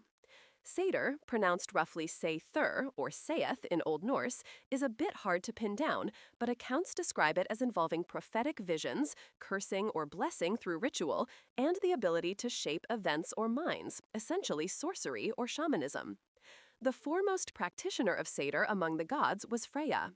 Being of the Vanir, she and her kin were masters of this art. Freyja introduced satyr to the Aesir when she came to Asgard after the war. And indeed, one interpretation of that war's cause, the Gullveig incident, is that the Aesir were frightened or corrupted by the power of satyr that Freyja, as Gullveig, wielded, leading them to lash out. But eventually, they realized its usefulness. Freyja taught Odin the practice of satyr, though for a man to take up this art was considered unmanly by Norse societal standards. The sagas say practicing satyr could cause a man to be labeled ergi, meaning unmanly or perverted. Odin didn't care for such norms. As the pursuer of all wisdom, he learned satyr despite any stigma. This may be part of why Loki, in Lokasenna, taunts Odin for having spent time on Samsey, an island, practicing satyr like a witch, implying it was shameful. But Odin's need for knowledge was greater than pride. What did satyr involve? Satyr practitioners, often called vulva if female, plural volar, meaning staff-bearer since they carried a distaff or staff, would enter trances, often with the help of ritual drumming or chanting, sometimes using psychoactive herbs. A satyr ritual is vividly described in Saga of Eric the Red. A vulva sits on a high platform, dressed in special cloaks, with a staff. Women around her chant Vardlokor, spell songs, to help draw spirits. The vulva's soul might travel to other realms or converse with spirits of the land or the dead. Through satyr, they could foresee the future, find lost things, curse enemies, or bless a community with fertility. In a sense, satyr was about altering the weave of fate, whereas runes are about commanding specific powers. Satyr was deeply associated with the Norns and threads of destiny. Freyja, using satyr, might do things like transform shape. Some think satyr entailed sending one's hug or spirit out in animal form, like Freyja's falcon cloak or Odin's habit of shape-changing. Control the weather or harvest. Vanir are fertility gods after all, so magical songs for growing seasons. Cast love spells or frenzies, like to turn the tide of war or inspire warriors with berserker rage. Odin's another who did that through magic chance. While runes were often carved and permanent, Seidr was ephemeral, a performance, a trance, something that, in the moment, bent reality. It had a darker reputation, perhaps because it could involve controlling others' minds or seeing things mortals shouldn't. It was said to sometimes cause the practitioner to weaken or faint as their soul wandered. In myth, a famous human example is the Volva in Völuspá, the first poem of the Poetic Edda, whom Odin resurrects from the dead to force her to prophesy about the fate of the world. That Volva might even be Heidr, or Gullveig, or someone of her kind, ironically prophesying Odin's doom, showing that even Odin, with all runes, still relies on Seidr knowledge from a sorceress. For our serene retelling, Seidr brings to mind images of a calm, otherworldly ceremony. Perhaps on a quiet night under swirling northern lights, Freyja stands on a hill, her staff planted in the earth, singing in a low, melodious voice that echoes across the fjord. Around her, village women hum in harmony. In her trance, Freyja's sight extends. She sees distant families who need aid and whispers a spell that sends gentle dreams to comfort them. She sees a coming storm and coaxes it to delay so crops can be harvested. Meanwhile, the fabric of fate, normally invisible, shimmers as she plucks its threads ever so slightly to adjust outcomes for the good. This benevolent image of Seidr is a softer side. The sagas often emphasize the eerie or fearsome aspects of it, but knowing Freyja's complexity, she could use it for both fierce vengeance on those giants who coveted her, for example, or for love. Odin, practicing Seidr, might look more severe. Perhaps he sits alone in a high mountain hovel, inhaling smoke until he falls into a stupor and his spirit goes roaming in eagle form. Like when he sought the mead of poetry, he turned into an eagle to escape, shape-changing at play. In a dreamlike state, he consults the dead, for Odin famously could summon dead sages to answer questions. Frigg is also noted to have the power of prophecy. She knows all fates, but tells no one. Whether she practiced Seidr or just had innate wisdom is unclear, but as a goddess, she likely had her own class of magic, maybe more gentle, domestic blessings. Some later folklore says Frigg has charms for childbirth and such. From a mortal perspective, Seidr was a revered yet perhaps slightly feared practice. Many Norse sagas have a Volva character who comes to a king's hall to prophesize. They treat her with great honor, a high seat and feast, but there's always a gloom or awe around her words, as fate is often grim. In summation, magic in Norse myth is about engaging with the unseen threads that bind reality. Odin's runes and Freyja's Seidr are two avenues to do so, one through learned symbols and incantations, the other through trance and spirit work. Both complement each other. Indeed, one could imagine an ideal Norse magician would know the runes and also know how to go into trance. Mythical creatures and beings of Norse myth. Norse mythology teems with creatures both magnificent and fearsome. In the stillness of night, one might almost hear their distant calls or feel their presence in the rustling trees and rolling waves.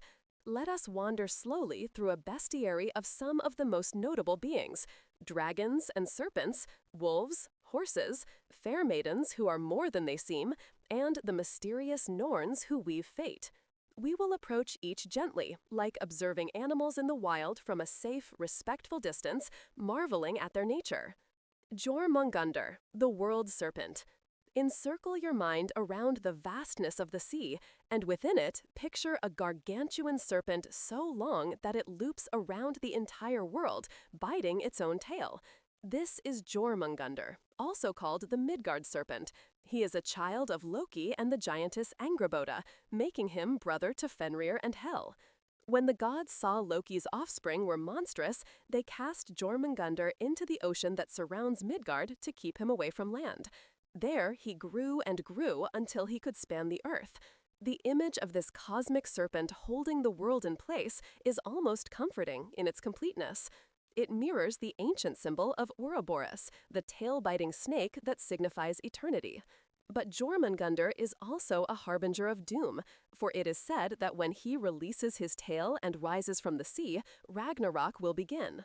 By day, one might not notice him, but sailors occasionally saw a strange ridge on the horizon that wasn't land, perhaps a part of Jormungandr's scaly back.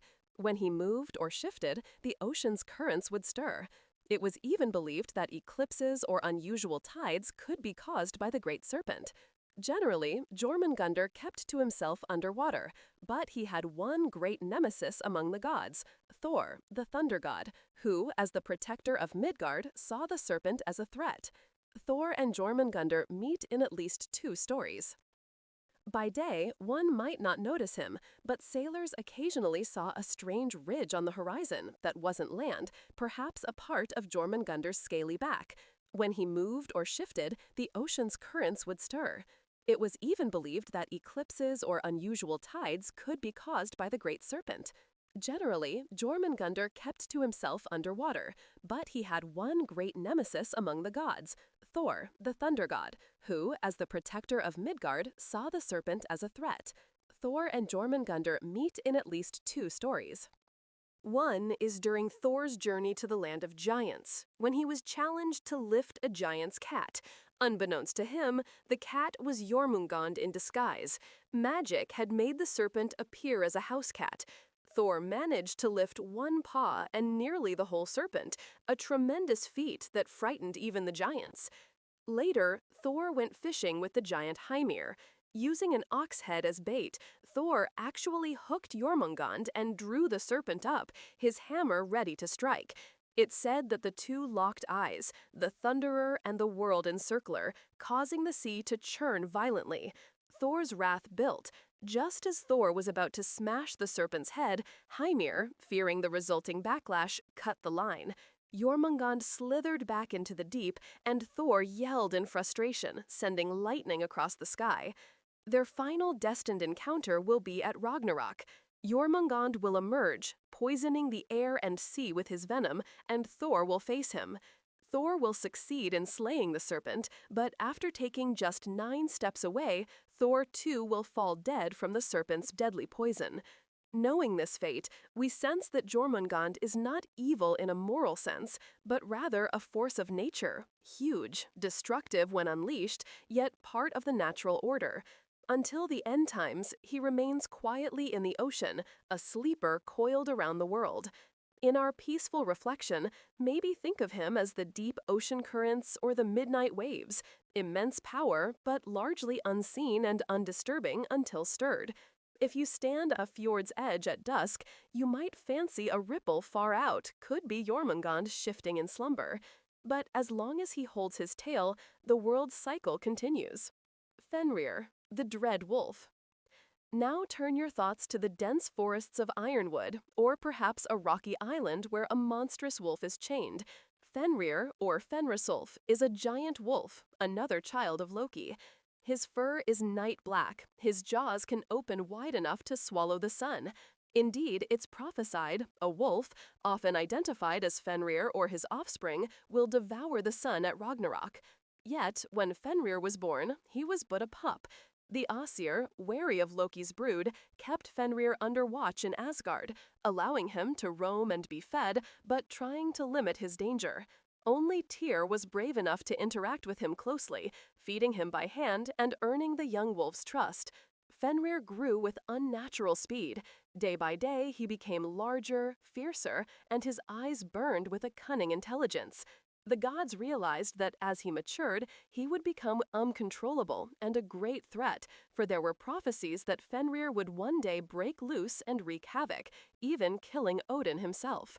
So they decided to fetter him. We have already recounted how they attempted to bind him with chains twice, Lading and Dromi, and Fenrir snapped them like twigs. Finally, with the dwarves' magical ribbon Gleipnir and Tyr's sacrificial hand, they succeeded. Imagine the scene softly. On a tranquil plain, Fenrir stands proud, a great wolf with bristling fur. The gods present what looks like a silken leash and coax Fenrir to try it. Fenrir senses something off and issues his condition. One of you must place your hand in my mouth as a pledge. Only Tyr steps forth, calm and honorable, and places his right hand between Fenrir's fangs. Fenrir allows the binding, perhaps thinking, if it is a trick, I'll at least take Tyr's hand. The ribbon is bound around Fenrir's neck and paws. He tenses, pulls, it holds. He strains harder, it only tightens. Realizing he's ensnared, a snarl rips from his throat, and chomp, Tyr's hand is gone. Fenrir thrashes, but the more he struggles, the more Gleipnir resists. The gods loop the free end of Gleipnir through a heavy stone slab and secure it deep into the ground. For good measure, they take a sword and wedge it in Fenrir's jaws, holding them open so that his terrible bites can harm no one, though it causes drool to flow. A river, called Von, meaning hope, forms from his saliva. Fenrir howls in anger, but he is firmly chained. The gods leave him thus, perhaps with heavy hearts, but relief, knowing the threat is at bay until Ragnarök. There, Fenrir remains through the ages, chained on a lonely isle. Some sources place him on Lyngvi in Amsvartnium Lake. One can picture Fenrir's eyes gleaming in the darkness, always watching, waiting for the day of reckoning. His growls become the distant thunder, his strained breaths the winds on cold nights. Fenrir's eventual role at Ragnarök is fateful. He will break free from Gleipnir. The unbreakable will break, showing how all bonds of order dissolve at the end time. Consumed by wrath, Fenrir will charge into the battle and devour Odin, fulfilling the dire prophecy. Immediately after, Odin's son, Vidar, will avenge his father. Vidar, who has a magic thick shoe, will plant one foot on Fenrir's lower jaw, grab the upper jaw, and tear the wolf's mouth apart, killing him. It is a violent end for a violent creature. But in these last moments, Fenrir would have accomplished the death of the Allfather, a staggering blow to the cosmos. However, that is the doom to come. For now, in our narrative lull, Fenrir is secure, and perhaps one might even feel pity for him. Born as an innocent pup, only following his nature, yet feared and constrained. In a different world, could Fenrir have been befriended and tamed by Tyr? Possibly not. The forces he embodies, wild destruction, are perhaps inherently untamable. Still, his story is tragic in that his fate was sealed from the start by prophecy, and he was treated as an enemy before he did any wrong. We approach Fenrir's figure gently, as one might approach a chained fierce dog, not too close, but acknowledging his pain. Notice Tyr, in a sense, loved Fenrir enough to give his hand to ensure a smooth binding. That mingling of trust and betrayal, Tyr must have felt sorrow that it came to this. Fenrir might have felt not only anger, but betrayal too, that the one who fed him allowed this scheme. These emotional undercurrents add depth even to a giant wolf. In the broader symbolic sense, Fenrir could represent chaotic forces of untamed nature, or time, that eventually consume even the highest powers, Odin/order. For now, nature is shackled to let civilization, God's rule, thrive. But at the end, nature breaks free. We leave Fenrir with a respectful bow of the head, hearing his distant growl fade as we step away from the dark island to continue our tour of beings. Sleipnir, the eight-legged steed. From wolves and serpents, let us turn to a more wondrous and less menacing creature, Sleipnir, the steed of Odin. Sleipnir is not a monster, but a marvel, an eight-legged gray horse known as the swiftest of all horses, able to gallop through air and water, across the Bifrost, and even down to the underworld and back. If you imagine a majestic stallion and then envision it with 8 powerful legs, you get a slightly uncanny, yet impressive image. Each pair of legs gives him unrivaled speed and stability. When Sleipnir runs, it's said that he can outrun the wind. His hooves have carried Odin on countless journeys among the realms. Sleipnir's birth is a quirky tale that shows Loki's strangest shenanigan. During the construction of Asgard's walls, an unnamed giant, disguised as a human stonemason, made a deal to build the fortification within a short time in exchange for Freyja's hand plus the sun and moon. The gods agreed, but later, seeing him nearly succeeding due to his amazingly strong stallion Svadilfari, they panicked. They tasked Loki to interfere so the giant would miss the deadline. Loki transformed herself into a mare, an alluring female horse, and lured Svadilfari away one night. The stallion chased her into the woods, disrupting the building work. The giant ultimately failed the contract, revealing himself, leading to Thor slaying him. But meanwhile, Loki did such a good job distracting Svetlfari that the two, shall we say, mated. Sometime later, Loki, still in mare form, gave birth to an extraordinary foal, Sleipnir. Yes, Loki became a mother. He returned to Asgard and presented this remarkable gray foal to Odin. Here, one can imagine Loki saying dryly, "A gift, he has 8 legs, I'm sure you'll find him useful." Odin was delighted with Sleipnir, who grew to be his favored mount. Sleipnir has since ferried Odin everywhere, from the highest heavens to the depths of hell. When Hermod went on his quest to Hel to plead for Baldr, it was on Sleipnir that he rode, borrowing Odin's horse for the urgent journey. Sleipnir leapt the gates of Hel as easily as a deer leaps a brook. In battle, Odin upon Sleipnir was a fearsome sight, the one-eyed god with his spear, astride a galloping 8-legged horse leading the charge of Einherjar. To picture Sleipnir calmly, perhaps imagine a quiet morning in Asgard stables. Sleipnir stands out among other horses, larger, with 8 slender yet strong legs, calmly eating hay. Odin approaches and strokes Sleipnir's mane, whispering to him in the Altung, for Odin can speak to animals. Sleipnir snorts affectionately. Despite his unusual birth, Sleipnir is a valued and beloved creature, a symbol of Odin's ability to traverse any terrain and his status as a wise wanderer. Some scholars think Sleipnir's 8 legs may symbolically represent an extremely fast horse depicted with blurred motion, like 4 legs appearing as 8, or perhaps a shamanic journey where a person in trance feels like they have extra limbs. In any case, within myth, he's simply a fantastic steed. In our dreamy state, we might even see Sleipnir occasionally wander beyond Asgard. There is a folktale in which Sleipnir left hoofprints in certain rocks in Scandinavia. People would point to strangely shaped stone impressions and say Sleipnir's hoof marks. He's a positive figure overall, loyal, brave, and unique. One might consider him the best of horses, and indeed it's said no other horse could outrun or outlast him. For Odin, who often has to hurry from Asgard to Midgard or beyond, Sleipnir is invaluable. We leave Sleipnir with a gentle pat, envisioning his 8 legs trotting gracefully as he carries Odin off on some errand through the clouds. Valkyries, choosers of the slain. High above battlefields and low over the fields of Asgard's plains, one might glimpse the Valkyries, literally choosers of the slain. These are warrior maidens, armigerous and fierce, yet also with a mystical, almost angelic duty. The Valkyries serve Odin and in part Freyja by selecting which warriors on the battlefield will die and then escorting those souls to the afterlife hall of Valhalla or to Freyja's hall, Folkvangra. Picture them as tall, noble women clad in armor that gleams in the dusk, carrying spears or swords. Often, they are depicted with winged helmets or sometimes as riding winged horses, but in myth, they ride regular horses, splendid and capable of flight or leaping great distances. In some images, they also appear with swan plumage. There are tales of Valkyries who could don swanskins and fly as swans.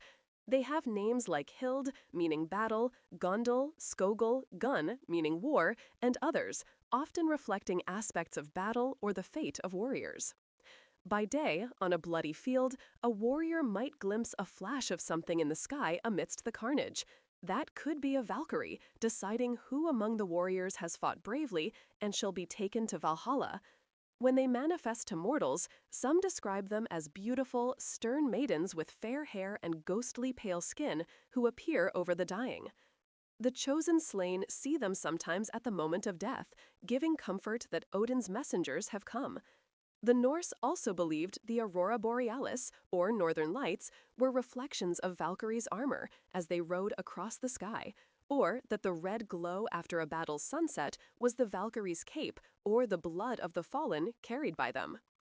In Valhalla, the Valkyries continue to serve. They act as mead-bearers and hostesses, bringing ale to the Einherjar, the ghostly warriors, in the evenings and attending to Odin's banquet. But don't mistake them for mere waitresses. They are formidable.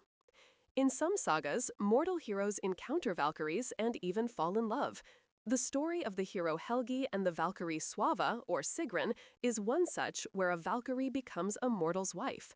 The most famous Valkyrie in literature is Brunhilde, or Brynhildr, who in the Volsunga saga is a Valkyrie punished by Odin to live as a mortal after disobedience, the one whom Sigurd awakens from an enchanted sleep within a ring of fire.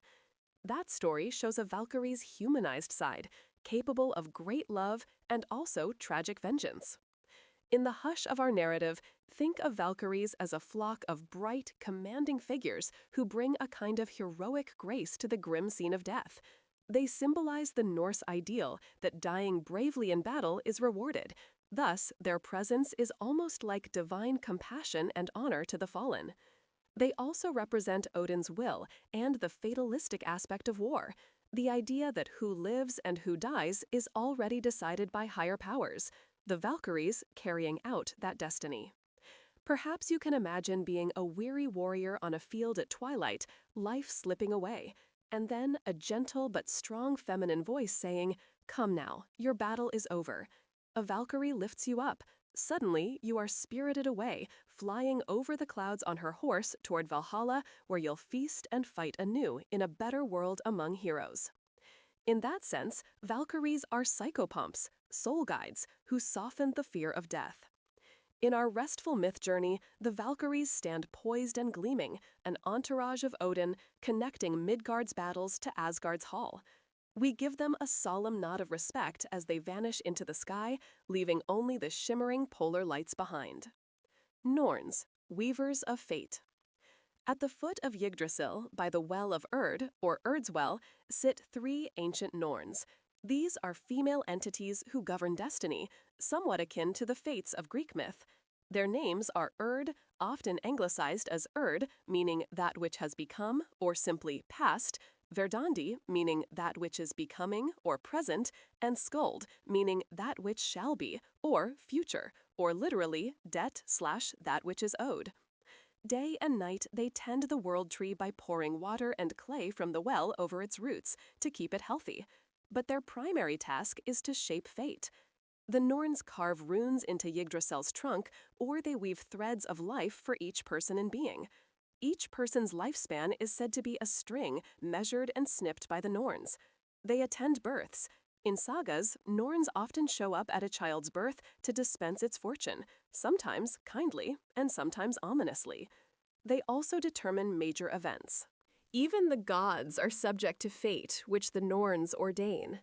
Odin himself went to great lengths, like hanging on the tree, to glimpse what they know. But even with that knowledge, he could not fully escape what they set.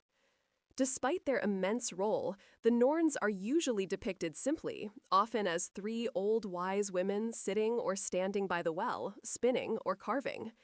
One can imagine them in silence mostly, occasionally speaking in cryptic statements. They water the tree with water from the well of fate, which might itself contain the stories of all things. Sometimes minor Norns are mentioned. It's said every person might have personal Norns, or that there are family Norns of different sorts, some benevolent, some not. What's soothing about the concept of Norns is that they personify the idea that time flows, and what must be, must be. For a culture often facing sudden death or hardship, believing that the Norns have woven it so could provide a degree of acceptance, a cosmic plan. In a gentle mental image, think of a quiet, rooty glade under the grand ash Yggdrasil. Hear the trickle of the spring, see the three women. Urd maybe as the eldest, dipping her urn into the water. Verdandi, mid-aged, stirring threads on a loom or carving a symbol with intense focus. Skuld, perhaps youthful and stern, holding a scroll or scissors. They might hum softly a timeless tune in unison, a song of all existence as they work. A lone white swan swims in Urd's well. Some accounts mention swans there that get their whiteness from the sacred waters. The Norns represent that deep, still power beneath all noise, destiny. Even the high gods approach them with deference. It's said the Aesir come to that well daily to hold counsel, perhaps because it's close to those who know everything that was, is, and will be. The idea that at the center of everything, at the roots, there are these wise women tending and deciding is quite peaceful in a way, a female nurturing principle combined with the sternness of necessity. Sometimes people equate the Norns to the concept of past, present, future, but it might be more nuanced. Urd's influence is greatest. Even the word for fate, Urd or wired in Old English, came from her, implying that the past, what's been established, heavily shapes present and future. Verdandi is the ongoing moment, ever becoming, and Skuld is what is owed to happen, not simply a random future, but something owed by the past and present. It's philosophical. For us, the Norns whisper that there's a time for everything, a season set in the weave of life. Accepting that can be comforting. We tiptoe away from Urd's well, leaving the Norns to their quiet labor, having gained perhaps an inkling that all the tales we hear are threads they have spun. Ragnarök, the twilight of the gods and the world's renewal. All things, even gods and worlds, must meet their end, and in Norse mythology, that end is Ragnarök, meaning fate of the gods, or sometimes interpreted as twilight of the gods. It is a cataclysmic series of events that had been foretold in prophecy long beforehand. The notion of Ragnarök pervaded Norse thought as both a warning and a warning of inescapable doom and a promise of rebirth thereafter. We will recount the tale of Ragnarök gently, like watching a fierce storm from the safety of a distant hill, knowing that afterward the sun will shine again. The Fimbulwinter and the breaking of bonds. The first sign of Ragnarok's approach would be Fimbulwinter, 3 successive winters with no summer in between. The winds turn bitter, snow falls without cease, and the cold is relentless. Mankind, suffering from failed harvests and endless blizzards, will fall into despair and lawlessness. It's said that in this long winter, humans would become so desperate that all mercy and kinship bonds break. Parents, children, siblings will fight and slay each other for survival. It's a dark image of societal collapse under extreme climate catastrophe, perhaps echoing memories of a volcanic winter or similar event. In our calm narrative, we might envision quiet snow covering empty villages, the hearths gone out, a sad stillness. But we'll not dwell too graphically on humanity's collapse. Suffice to say, the world of men is greatly diminished by Fimbulwinter. Meanwhile, other ominous things happen. Remember those many bonds that the gods put in place? At the onset of Ragnarök, they break. Gleipnir snaps, and Fenrir the great wolf runs free, his howls resounding over the world. The world serpent Jörmungand shifts mightily in the ocean, causing tidal waves. He rises from the depths, heading toward land, spraying venom that poisons sky and sea. It is said he will writhe onto the shore next to Fenrir at the final battle. Also, the dead will not stay contained. The ship Naglfar, made from the nails of the dead, breaks loose from its moorings, fully assembled because so many have died, hence why lore said the nails of corpses should be trimmed so as not to hasten Naglfar's completion. Naglfar sets sail, piloted by Durance. Some sources say by Loki himself, now unbound, and the giant Hrym carrying the forces of chaos to the battlefield. Even the sky betrays its order. The sun and moon, long chased by wolves Skoll and Hati, are finally caught and devoured. Darkness falls, no more day or night cycles, only a murky twilight. The stars vanish from the firmament. The great tree Yggdrasil shudders from root to crown, perhaps as the Norns spin frantically, fates clashing, or simply from the convulsions of the earth and the stampede of forces across Bifrost. Yes, Heimdall's is next. Heimdall, ever vigilant on the Rainbow Bridge, sees the approach of enemy hosts and blows the Gilla horn, a horn whose call echoes through all realms. This is the alarm. The gods are roused from their halls. Odin quickly consults the severed head of Mimir for final counsel, even at the end, seeking wisdom. Then Odin and the Aesir arm themselves and ride out. The beautiful Bifrost Bridge cracks and falls under the weight of monstrous trampling, perhaps as the giants cross it. No more connection between Asgard and Midgard. The last rainbow fades. Now the stage is set for the final battle on the plain of Vigrid, an immense field, 100 miles in each direction according to lore, where the forces of order and chaos meet. The final battle. On one side, Odin leads the Aesir, accompanied by the valiant Einherjar, the chosen human warriors from Valhalla. Imagine Odin in golden helmet and mail, holding Gungnir his spear, Sleipnir beneath him, and perhaps the Valkyries flanking as captains of the Einherjar. With him stand Thor, Freyr, Tyr, Heimdall, and other gods. Notably, Freyr faces a challenge since he had given away his sword. He wields only an antler or a horn as a weapon, per the prophecy, which is dire given the foe he must face, Surt. But he is brave nonetheless. On the other side, Loki appears, now as the general of the enemy. Having slipped his bonds, he thirsts for vengeance. He stands with the giants. The fire giant Surtur from Muspelheim is particularly fearsome, with a flaming sword that outshines the sun.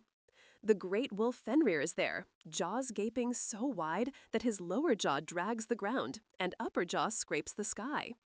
The world serpent Jörmungand coils at the edges. Hel's legions of the dead likely march behind, though in myth Hel seems to stay in her realm. Her legions come forth led by Loki on Naglfar. The frost giants, led by perhaps Hrym, and other monsters join the fray. The scene is cataclysmic: earthquakes, burning horizon from Surtur's aura, the air venomous from Jörmungand. Then the individual showdowns. Odin versus Fenrir. The Allfather seeks out the mighty wolf that he long dreaded. They clash fiercely, but Fenrir's strength is overwhelming. In a heart-wrenching moment, Fenrir swallows Odin whole, fulfilling the prophecies. Odin, king of gods, falls, destined to be avenged by his son. Immediately, Odin's valiant son Vidar, who is the silent, strong god, springs forward. Vidar wears a special thick shoe made from all the extra leather scraps that ever were. People tossed them aside, and they went to Vidar's magic boot. With one foot, Vidar steps on Fenrir's lower jaw, and with his hand, he grabs the upper jaw and tears the wolf's mouth apart, killing Fenrir and avenging Odin. Vidar's fury is silent but effective. We might imagine he lets out a rare cry as he rends the beast, but in our quiet telling, we simply note that one bright light of hope. Not all gods fall. Vidar stands victorious over the wolf's carcass. Thor versus Jörmungand. The Thunderer finds his old enemy, the Midgard serpent. Thor no longer holds back as he once had to on Hymir's boat. He rains hammer blows on the serpent, and the snake spits venom and coils mightily. The earth itself shatters and seas splash as they battle. Finally, Thor manages to crack Jörmungand's skull with Mjolnir, killing the great serpent. However, Jörmungand had covered Thor in so much poison during the fight that Thor is fatally envenomed. He is said to stagger 9 steps, a significant, maybe symbolic number, before he collapses, dead. The mighty protector of Midgard thus also meets his end, even as he eliminates his foe.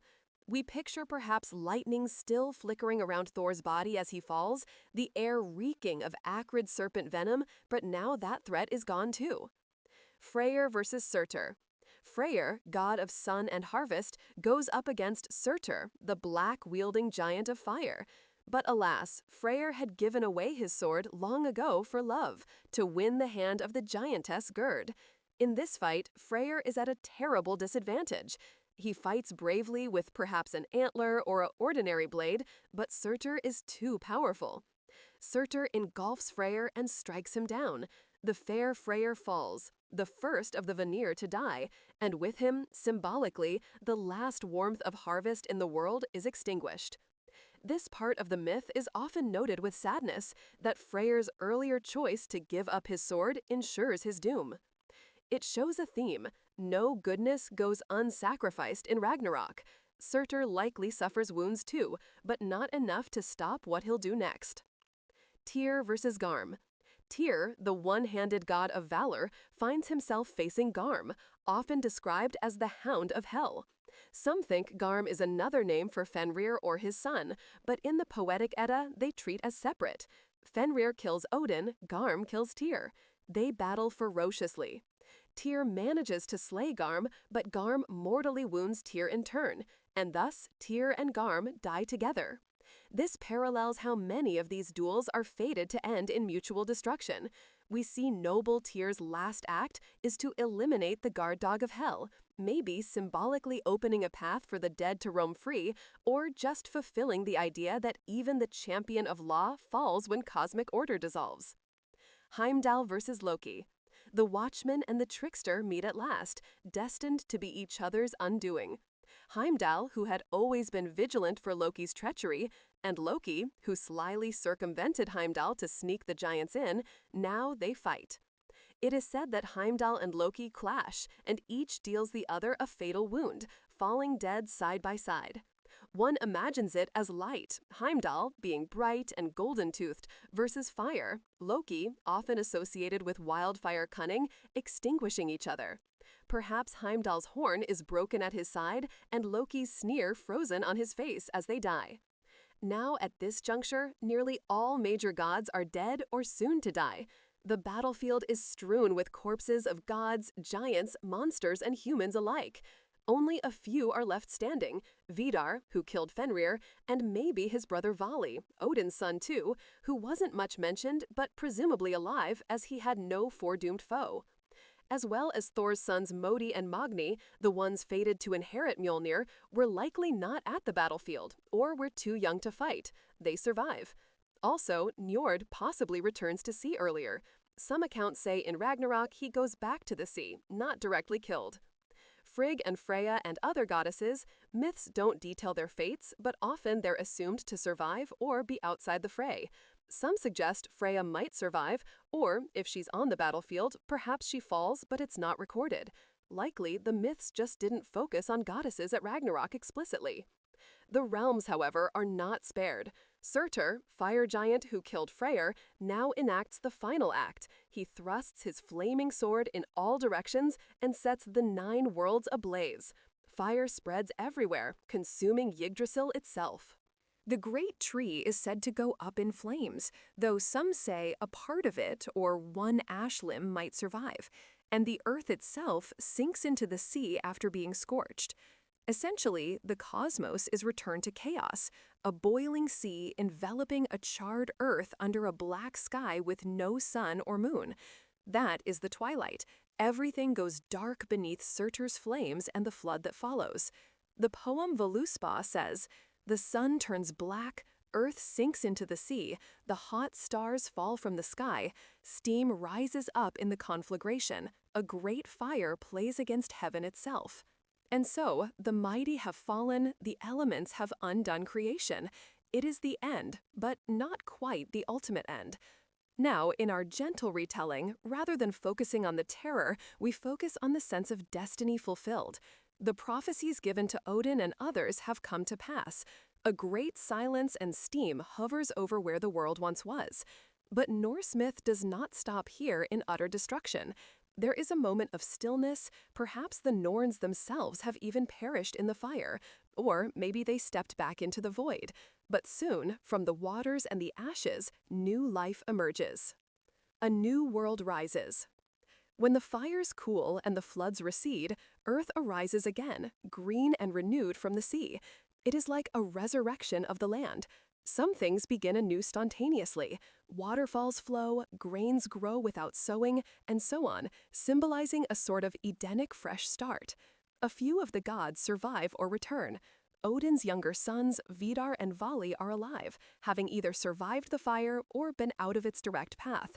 They are hardy gods, one representing vengeance and silence, the other perhaps rebirth. Vali was a god born just to kill Hodor, but he's alive and had no major role in Ragnarok, so he's still around. They will take up the mantle of leadership with their experience of loss forging wisdom in them. Thor's sons, Magni and Modi, also survive. It's said they even inherit Thor's hammer Mjolnir together. Magni's name means strength, Modi means courage or fury. These youths are now presumably grown and will help rebuild, ensuring Thor's protective legacy continues. It's mentioned that Honir, the brother of Odin, who went to Vanir and then returned after war, might survive and cast lots for future prophecy, maybe implying some form of new divination in the new world, or he just quietly continues. What about the Vanir, like Njord? It's possible Njord returned to the sea realm before fire took Asgard. Maybe he too is safe in the sea's calm after the storm. Freyja, interestingly, not mentioned in sources at Ragnarok, so some think maybe she doesn't die. It could be she either remains and endures, or perhaps left earlier. Some 19th century scholars fancifully said maybe she becomes the new chief goddess, but that's not in the original text. It's left open. Balder and Hoder, here's the joyous part. The two beloved brothers, one of light, one who unwittingly slew him, are released from hell and return to the new world, reconciled and whole. The Voluspa says, Balder and Hoder come back from hell's halls, and together with the surviving gods, they sit and speak of things that once happened, remembering the wisdom and events of the past, presumably to learn from them and move forward. Balder in particular is essentially resurrected, the one pure god returning after all darkness has been purged. This fulfills the hope that good, though killed, rises again. They find in the grass the lost game pieces of the gods, golden chess-like pieces the gods used to play with in the early Golden Age. That imagery suggests the new gods can play again. A new time of peace and merriment will come. Lif and Lifthrasir, meanwhile, two human beings survive to repopulate Midgard. Their names literally mean life, Lif is female, and will to live or lover of life, Lifthrasir is male. It's said they hid themselves during the fires, in some accounts in a place called Hodmimir's Wood, possibly a metaphor for the World Tree or some safe haven, and were unharmed by Surtur's fire. They emerge after the chaos and find the world green again. They will be the progenitors of a new human race that repopulates Earth. I like to visualize them sheltered maybe in the trunk of Yggdrasil or some magical forest domain that withstood flame. Hodmimir could be another name for Mimir, or related to how knowledge was preserved.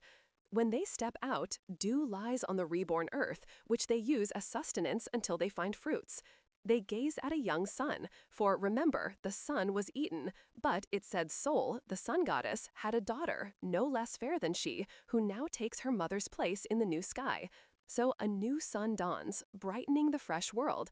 Thus, even the cosmos's light is restored, albeit via a descendant. So, what we get is a picture of a healed universe after the surgery of Ragnarok. Evil and violence were burned away, leaving a clearer, cleaner slate. A new generation of gods, Vidar, Vali, Magni, Modi, Balder, Hod, and others, exist, presumably wiser for knowing what transpired. A new generation of humans, descended from Lif and Lifthrasir, populate the earth. The renewed sun shines. Crops grow without toil, maybe for a time. It's almost a return to a golden age. The Voluspa ends with a soothing scene. Fields unsown bearing growth, waterfalls, and an eagle flying over. Maybe the eagle that sat on top of Yggdrasil might have soared off and survived. The surviving Aesir find again the golden gaming pieces and marvel at them. And Gimle, a splendid new hall, is mentioned as a place where the righteous dead go, a hall more fair than sun, roofed with gold, where the survivors might dwell in peace. Some sources say Gimle is where the gods will gather, possibly a kind of new Asgard on high, or even that it's a surviving building in Asgard untouched by fire. Gimle means gemli, or lee of flames, meaning protected from fire. Maybe it didn't burn. Interestingly, another hall is mentioned, Nastrand, meaning corpse shore, a dreadful place in hell for the worst criminals, murderers, oath-breakers, where a dragon chews on the dead. So evil still gets its own punishment spot in the new world, or perhaps that existed in old and remains. The cosmology of afterlife seems to continue, albeit not much elaborated beyond that snippet. But the final note, a new mighty one, often interpreted as he who wields power from above, an unclear reference. Some thought perhaps a late Christian-influenced line referring to a single ruler, but the line in the poem about Hin Mikil Fenglegr is debated. However, in the poem, after describing Gimle, the vulva ends with, "There comes the mighty one, mighty God, to the great judgment, from above, or to rule over all," which some think is a Christianizing line. Others think could mean a returning All-Father figure, maybe Balder as the new All-Father, or a new Almighty beyond all. But since it's contentious, not dwelling on it might be best in a neutral telling. For our part, we can say, in this new era, Balder, beloved of all, is there to guide and likely become foremost among gods, ensuring kindness and wisdom govern. The surviving gods presumably work together in harmony. Hod forgiven by Balder, that reconciliation bodes well for a just pantheon. The new human couple's descendants repopulate the world, hopefully living in a more virtuous time, at least until the cycle might repeat again. For some say this is cyclical. After an age, perhaps another Ragnarok, and so on. But in myth, it's not clearly said to repeat. It might just be one cycle restart. Thus, the story that began with a void and creation ends with destruction and recreation, a full circle. The tone at the end is hopeful. Fields will yield, all ills will be healed. This served to assure the Norse listeners that even though doom is inevitable, it's not final. Something good comes after, a consolation. Conclusion: the ever-turning cycle of Norse myth. And in our gentle storytelling style, we linger on that positive ending. We see Lif and Lifthrasir hand in hand walking through a sunlit glade of the renewed earth, maybe stumbling upon other humans as they multiply, building simple dwellings, singing old songs anew. On a green hill, Balder and Hod and their company of young gods look on kindly, perhaps discreetly guiding from afar, or even openly among humans for a while, bridging gods and men more closely now that pride and old grudges died with the old world. The air is cleansed, the sky bright. One by one, the stars appear again in heaven as night returns, but it's a peaceful night, under a golden-thatched roof of Gimle where the gods gather by fire to share memories, not with sorrow, but with understanding. The Volva's prophecy ends, and her vision goes dark, but we know that beyond that dark she predicted, a gentle light comes again. Our journey through Norse myth, from the beginning to the end and to a new beginning, has been long and eventful. We traveled from the roots of Yggdrasil to the high halls of Asgard, down to Hel and out to Jotunheim, and finally across Vigrid's plain to a renewed world. Through it all, a calm thread, maybe spun by Frigg or sung by Odin, has woven these stories into a tapestry we can appreciate in full, in comfort. In Norse mythology, as in life, there are cycles of rise and fall, of joy and sorrow, of order and chaos. We began with the creation of the cosmos from elemental opposites, journeyed through the vibrant days of the gods, witnessed the tragedies and heroics that marked their stories, and ultimately saw how even deities faced mortality at Ragnarök, only to find renewal and hope beyond the darkness. This mythic narrative, calmly recounted, is like a great cosmic song, with many verses, some fierce and drum-beating, others soft and flute-like. Let's gently recall the key themes and lessons from these tales. Interconnectedness. The 9 realms linked by Yggdrasil show that everything in the universe is connected. Actions in one realm echo in others. The gods, humans, giants, and creatures all weave a single tapestry of fate spun by the Norns. Courage and honor. Virtues so prized by the Norse shine throughout. Odin's sacrifice for knowledge, Tyr's selflessness with Fenrir, Thor's protective fury against threats, and Heimdall's unwavering vigilance all illustrate bravery and commitment to duty. Even facing doom at Ragnarök, the gods go to battle bravely, which teaches us about standing for what we love despite knowing life's impermanence. Sacrifice and wisdom. Many myths emphasize that wisdom or goodness often requires sacrifice. Odin sacrificed his eye for wisdom at Mir's well, and hung on the tree for runes. The binding of Fenrir required Tyr's hand. Freyr gave up his sword for love, which cost him later. These remind us that valuable things often have a cost, yet those who give of themselves leave lasting legacies, like Odin's runes benefiting all, or Tyr's valor remembered. The cycle of life, death, and rebirth. Perhaps the greatest lesson of Norse myth is the acceptance of the life-death life cycle. Just as day gives way to night and then dawn again, the mythic world is born, faces destruction, and is reborn green and fresh. Knowing this can instill a deep resilience. Even in the darkest times, a Fimbulwinter of our lives, a spring will eventually come. The presence of Balder and the new sun after Ragnarök is a powerful symbol of enduring hope. Fate and free will.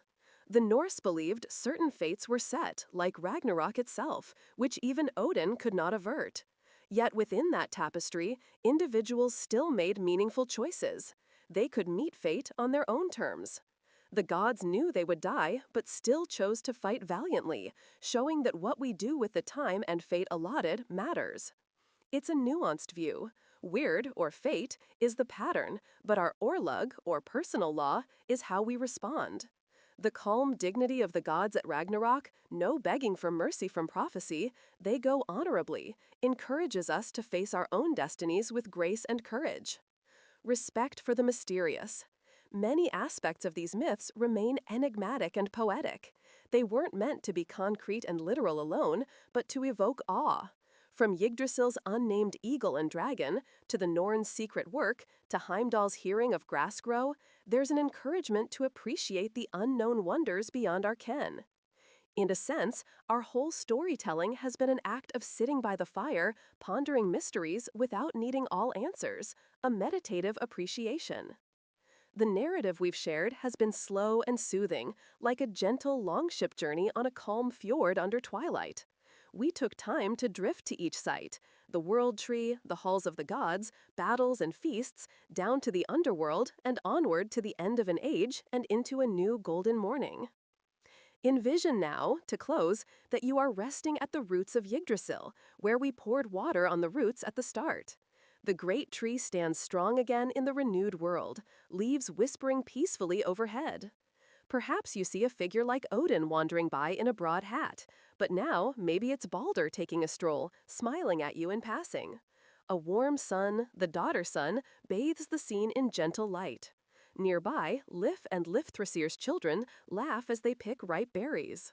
Two of Thor's goats graze in the distance, for in some versions, Thor's hammer might resurrect his goats as it used to, a playful thought that even the humble animals return. A bright rainbow spans the sky, maybe Bifrost restored or a new one formed naturally, and on it walk a few young Valkyries carrying garlands instead of spears, guiding not the slain now, but guiding singing souls of unborn children coming into this fresh world. The air is crisp, the water of Urdswell reflective like a mirror.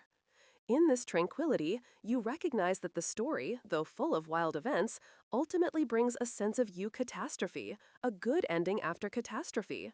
The forces of chaos were strong, but not permanent. Goodness and life endure.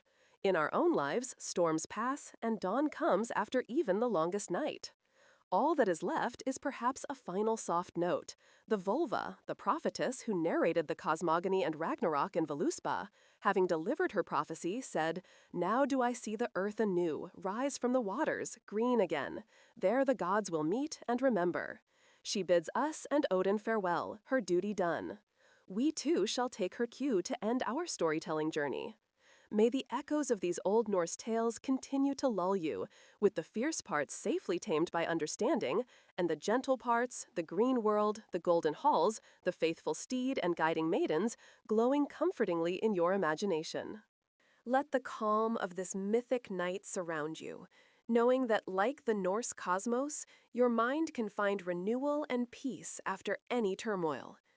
In the words of an old Norse blessing, "Soft be the winds on your fields, fair the skies above you, and may the northern lights guard you in the dark." Sleep now under the branches of Yggdrasil, cradled in centuries of stories, and wake with the new dawn of Baldur's world, refreshed, hopeful, and at peace.